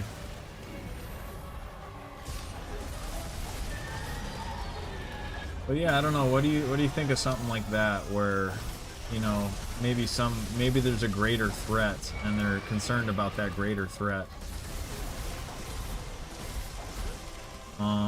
But I'm also thinking like that's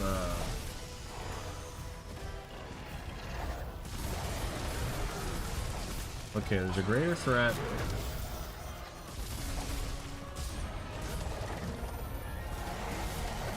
What am I doing?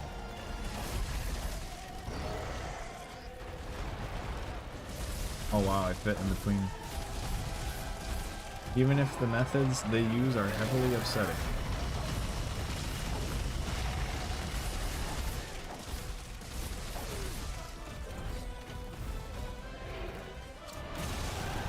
We're not gonna wall bang, I might as well just agitate.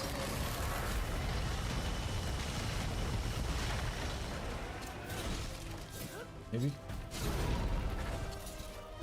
I might get a wall bang after all.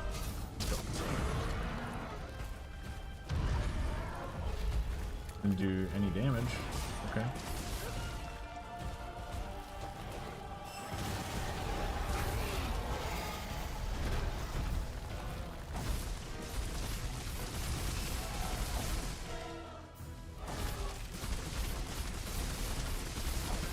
But yeah, I mean, there could be a twist in the movie too where, you know, that greater threat was actually there to fight the equal dragon weapon, you know. But then that kind of sounds like Iceborne. Where, yeah, it'd be like Ruiner Nergigante, right? And then, you know, they take down Ruiner. Maybe they're scared of a Ruiner Nergigante, so then they take down Ruiner Nergigante. Only to realize that Ruiner Nergigante was there to fight the equal dragon weapon that it could sense was there and that they revived. You know. But this sounds like a pretty long movie though too. maybe it could be a couple movies. But...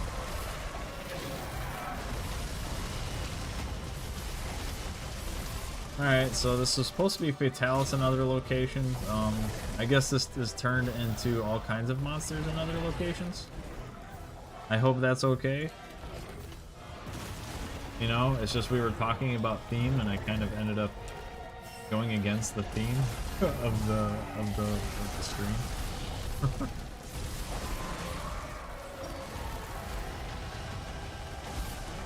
Oh, nice. Good down, boy.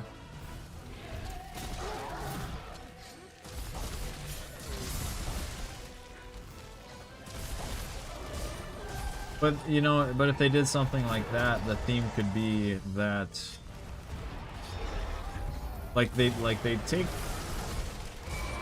want to revive the equal dragon weapon because they're scared of another monster, and the equal dragon weapon ends up being worse, and then the message of that might be that the equal dragon weapon, or that the creations of man and nature are more catastrophic than nature itself, or more dangerous than nature itself. You know. Yeah, I mean, I definitely like the idea. You know, you just gotta think about what the, you know, what the characters would be and the theme of everything, and yeah, so that's all I'm thinking about now at this point. But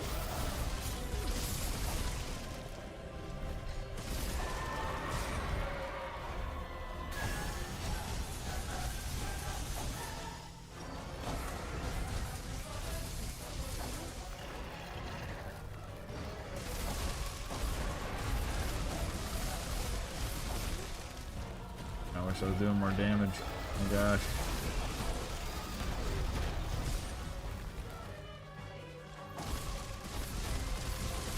Oh, but yeah. So they want to revive the equal dragon weapon. Or maybe it's an accident, you know, but see, if things are an accident, and I think that was what the problem I ran into my movie idea too, was that when things are an accident, sometimes they don't allow that idea to be explored. Like, it's hard to have characters having disagreements about an idea if they don't even know the repercussions of what that could be. You know, and then this is a perspective thing, like not all writers think like that when they write, but I am more of the mind that I want the audience to know everything they need to make their own decision. And you know, you notice that with a lot of writing nowadays, and it's not all bad, but they withhold information from the audience, and then they kind of reveal it to them later in a more cinematic way, or it's an attempt to try and like pull at them. But I always thought like it was better if you're the audience and you just know what's happening, you know? So if the equal dragon weapon is like a secret and they don't know about it, you know, then like, yeah, it's just at least with my style, it's not exactly. Oh, not exactly what I'd be going for. Like, I would either want them to know or do it intentionally, or yeah, maybe it's a disagreeable thing, or maybe they know that it could happen but they don't think it will, and they're willing to take the chance. Yeah, I was concerned about this. I mean, this quest might take like an entire stream, you know. That's. But yeah, maybe this time I'll just do it.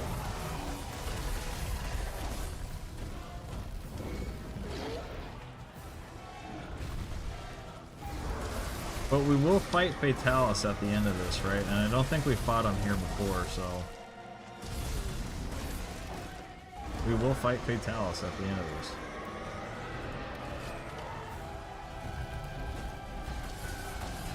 Oh, he's got the eyes. He got the eyes. Oh, snap. What you looking at? Oh my gosh. Oh, I'm stunned. No way. Palico, do something. Okay. Don't need you.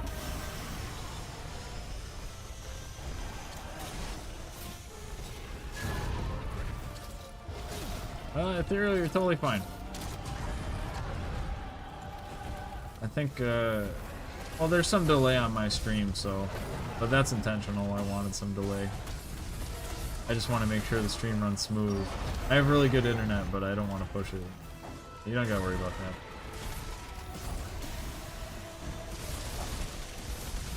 But yeah, that's one of the things you see with like writing these days, is that they withhold the information that the audience would need to make determinations, and they reveal them to the audience later. And yeah, I'm just not a fan of that particularly.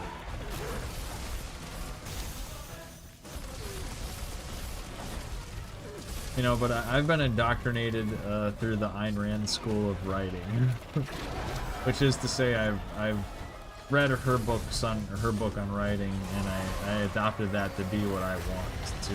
That's how I want to understand writing in general, is through that kind of lens.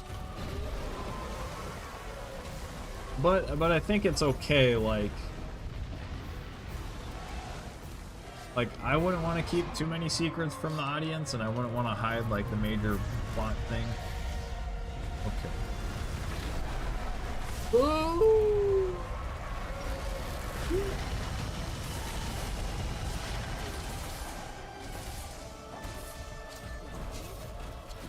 Gosh, that move is so sick. It's just, I miss when the Hellblade Glavenus mod had that move.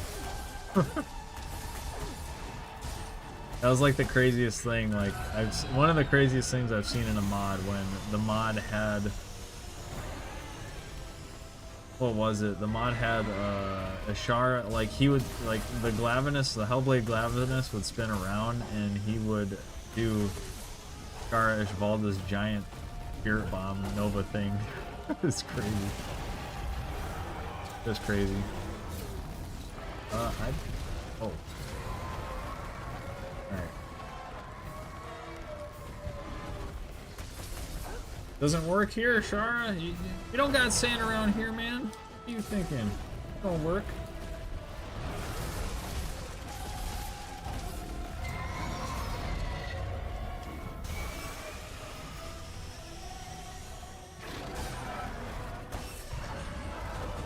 Oh, yeah. No, it sounds like a sick idea. I don't know how much progress you've made. Oh, thank gosh. Alright. He is down.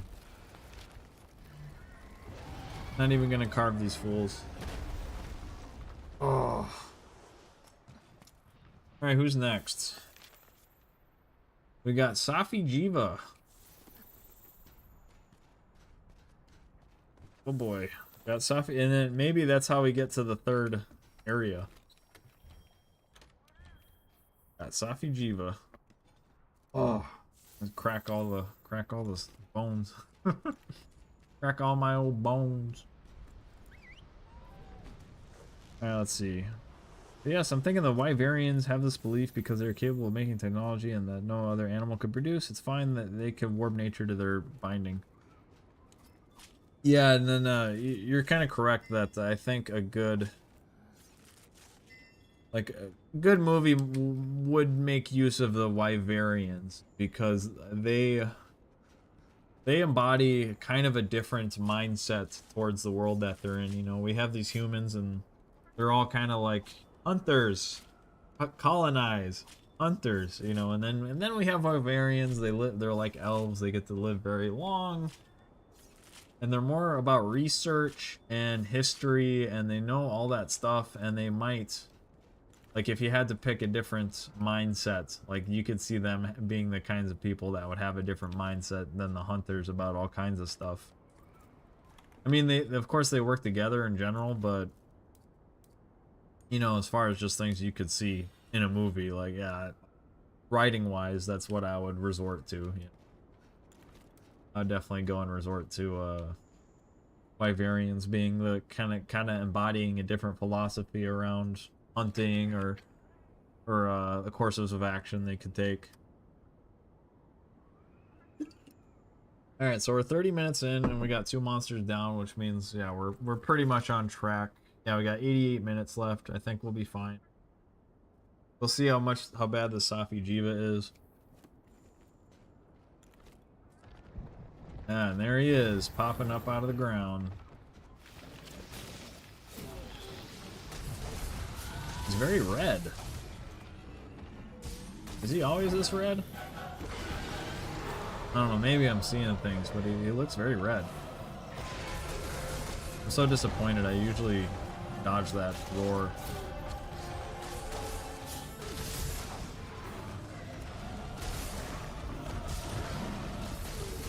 That's okay. He's not next to a wall, is he? I don't think so. Alright, let's do it.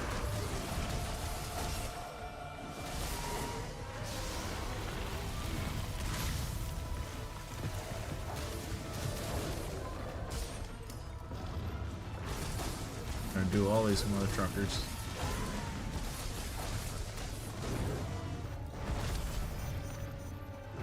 But yeah, anyone tuning in now is just gonna be like, what the hell, he's just running Safi Jiva. Like, no, this is a 5-part quest. This is not just Safi Jiva, I promise you. What I'm more curious about next is Alatreon. But I think it'd be cool to fight Alatreon in this location too, so.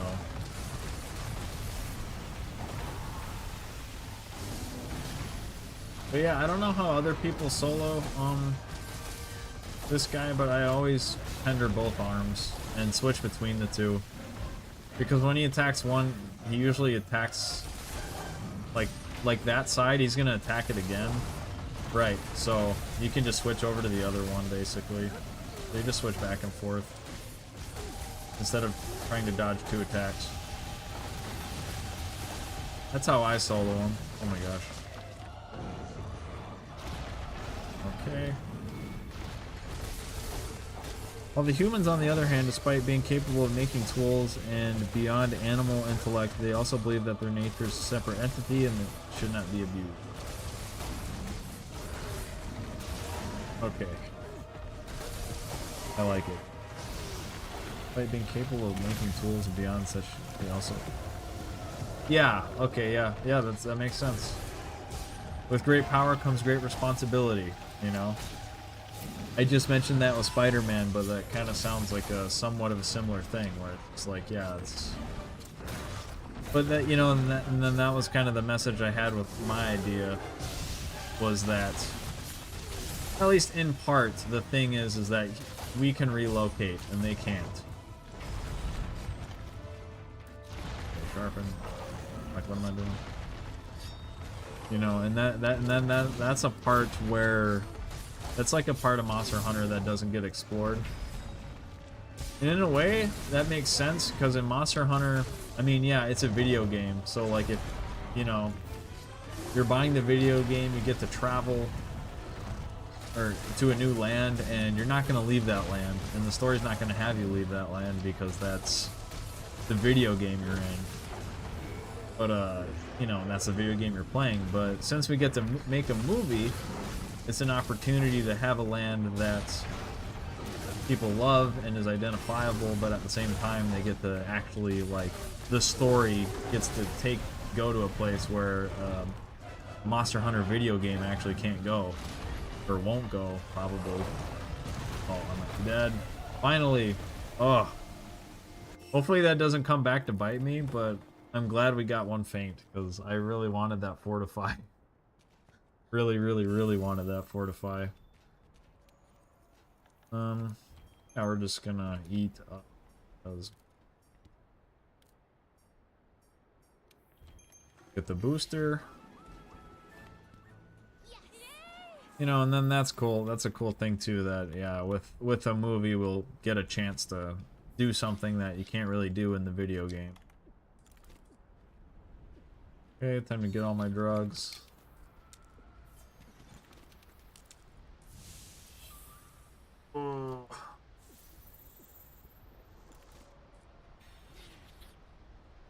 I cannot believe I am getting back problems.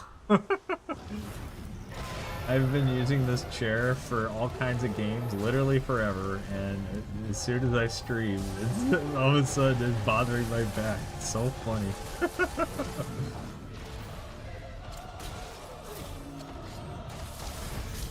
You know, up until this point, I could not conceive of it bothering my back at all. Okay, not saying that every Wyverian is some Dr. Frankenstein maniac wanting to manipulate or mutilate and stitch together monster parts, organic sentinels themselves, but yeah, of course, not every, you know, I mean, yeah, you could have that with one of them or something like that, where, yeah, they get the idea of using their knowledge, you know, because again, you're talking about opportunities to do something with a story that isn't typical, and then that would be a thread you can pull on, that, you know, we do all this research and we never actually use it, you know. Like, we understand these monsters in and out, but we never get to really do much with our hundreds of years of knowledge that we've accumulated.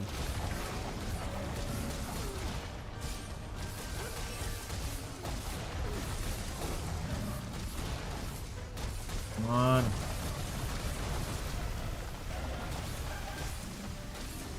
I just gotta start doing blade dance now, man. Yes, finally. Alright, gonna be here for a while. Smacking it up.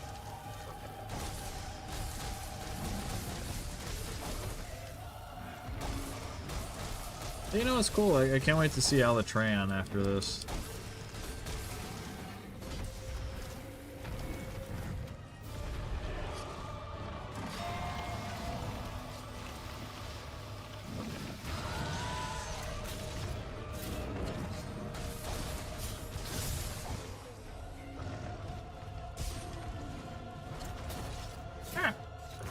you doing? Uh-huh. You missed.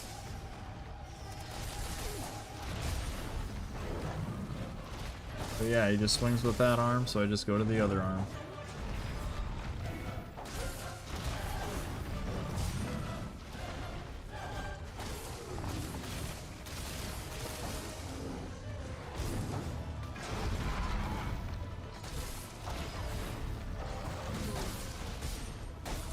Oh, that's right. We gotta figure out which... Oh, okay, you know what? So I did a mod earlier. He might be in fire mode when we see him, so I might have to switch to my ice weapon. Might be taking a chance, but... Ah.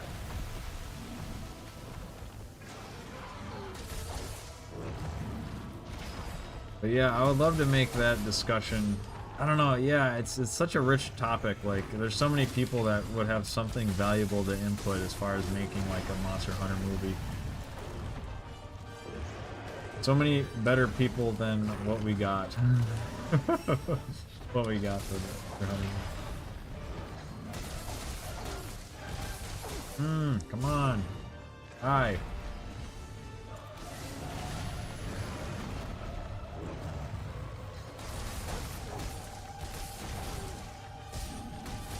So far, every time we've gotten a kill on one of these guys, I haven't really seen the skulls first.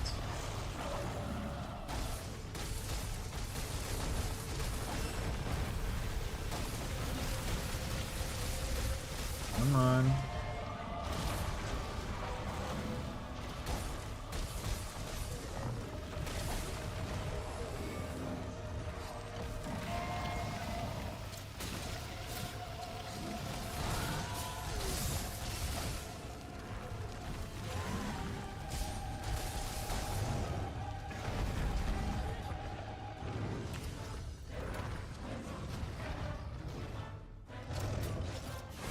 Oh snap, I ran straight into that. Dude, no way, I fainted twice. Oh my gosh. Oh, I'm not gonna make it to Fatalis, am I? Oh, crap. The Elytron's gonna be very weird. But okay, so I'm just gonna switch over to ice now. Just because, that'll give me more time. That'll give me more time if it's a fire Elytron. And if it's not, I can Farcast her and I can try and salvage it. Oh man, 1 feint was fine. 2 feints is very much not fine.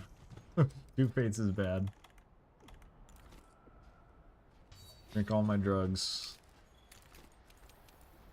Man, I never struggle with Safi Jiva. That's crazy. Alright.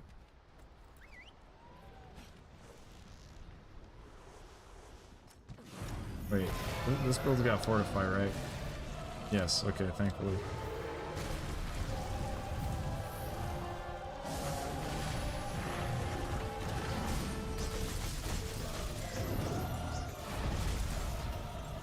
Oh, oh, okay, yeah.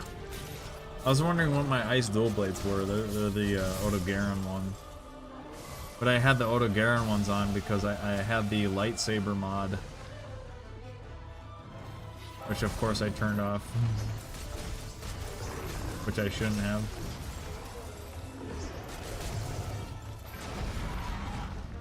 Okay.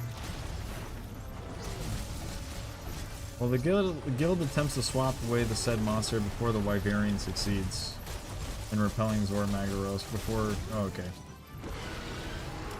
Alright, is he going to the second phase? Ah, I see. So this is how we get to the second phase. Alright, 2 monsters here, and then... Oh my gosh. So I gotta fight all 4 phases of him, basically. Before I can get to Elytron. Oh shit. Oh man. Okay. Ooh. Alright. Let's do it.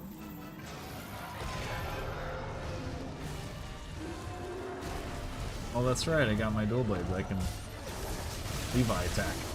No, no, no, no, no. Ah.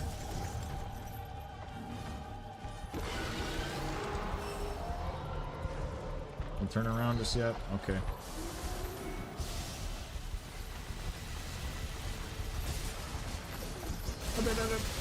Ah.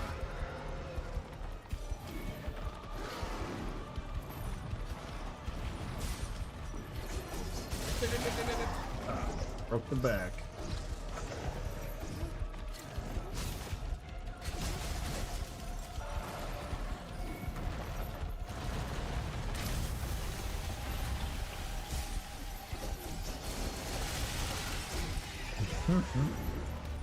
Could do that all day.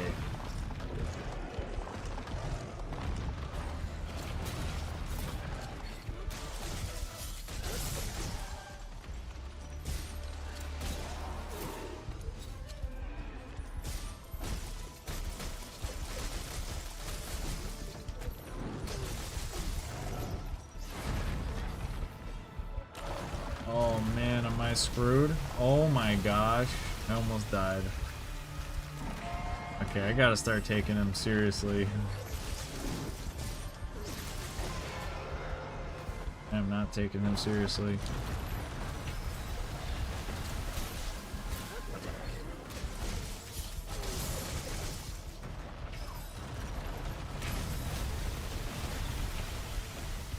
Please don't be stunned. Oh my god, I knew it, I was stunned. No!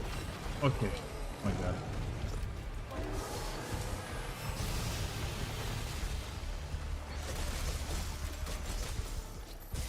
Alright, you have my attention.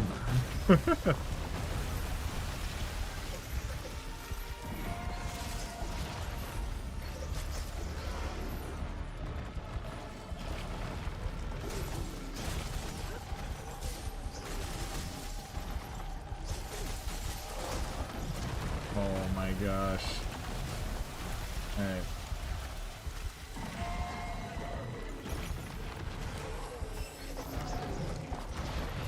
Dude, frick. I'm just getting smacked around now.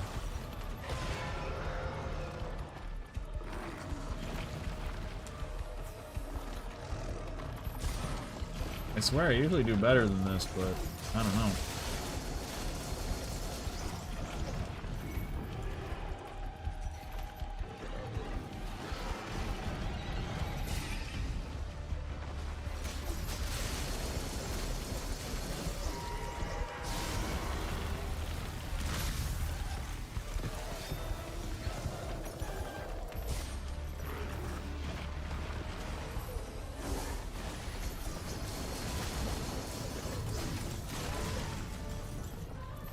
Yeah, you can't convince me that's not optimal damage.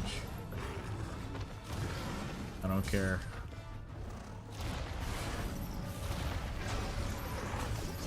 It is the Levi attack. Well, I'm definitely not going to hit that one.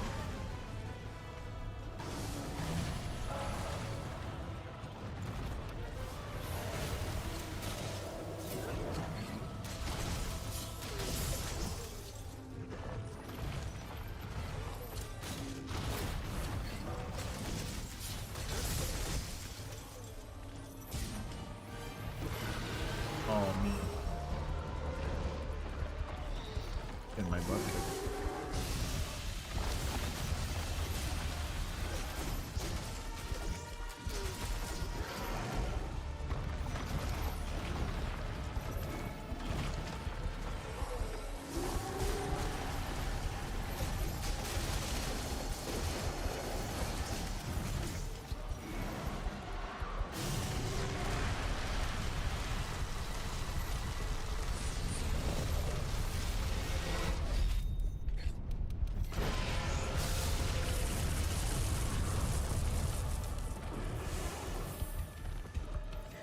Good Mukino.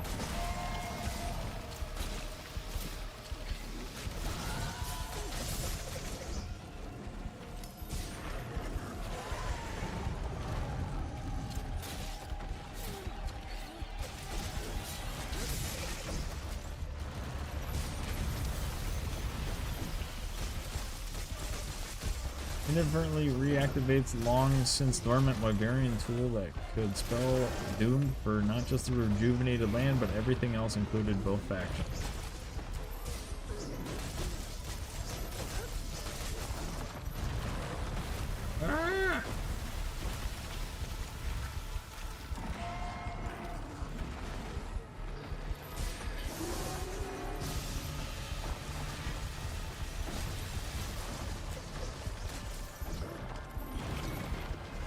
I need to use my gas juice.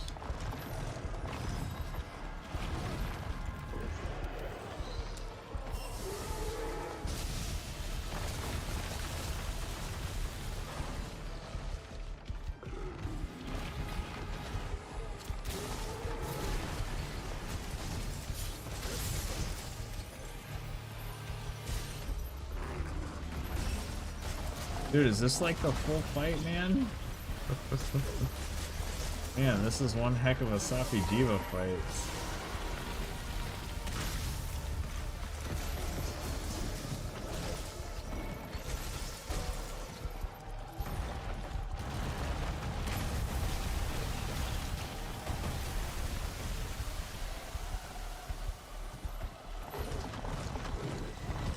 Oh my gosh. Oh my gosh. I thought dive! Oh my gosh! When did you get so hard? Oh my. Oh man, I'm getting screwed. Dude, I think I died. I'm dead. Damn. Alright, sorry guys. Man, I usually do better. I should have taken it more seriously. I think he's... Yeah, man, something went off in my brain where I'm like, oh, everything's easy now. Like, no, I actually do. You know, when you solo Safi Jiva, you actually do have to pay attention. I totally, yeah. I was not taking it as seriously as I should have. Anyway, that was a great stream. That was a long stream. So like I said before, next time when we stream, I'm going to try and we're going to do White Fatalis in all these locations again. So if it works, great. If it crashes, that could be great too. But anyway, thank you all so much for joining. I hope you had fun. I had a blast. Thank you all for coming. Maybe next time we'll try and do that quest too. We'll see. But yeah. All right. Thank you guys. I had a blast. Thanks so much. Have a good night.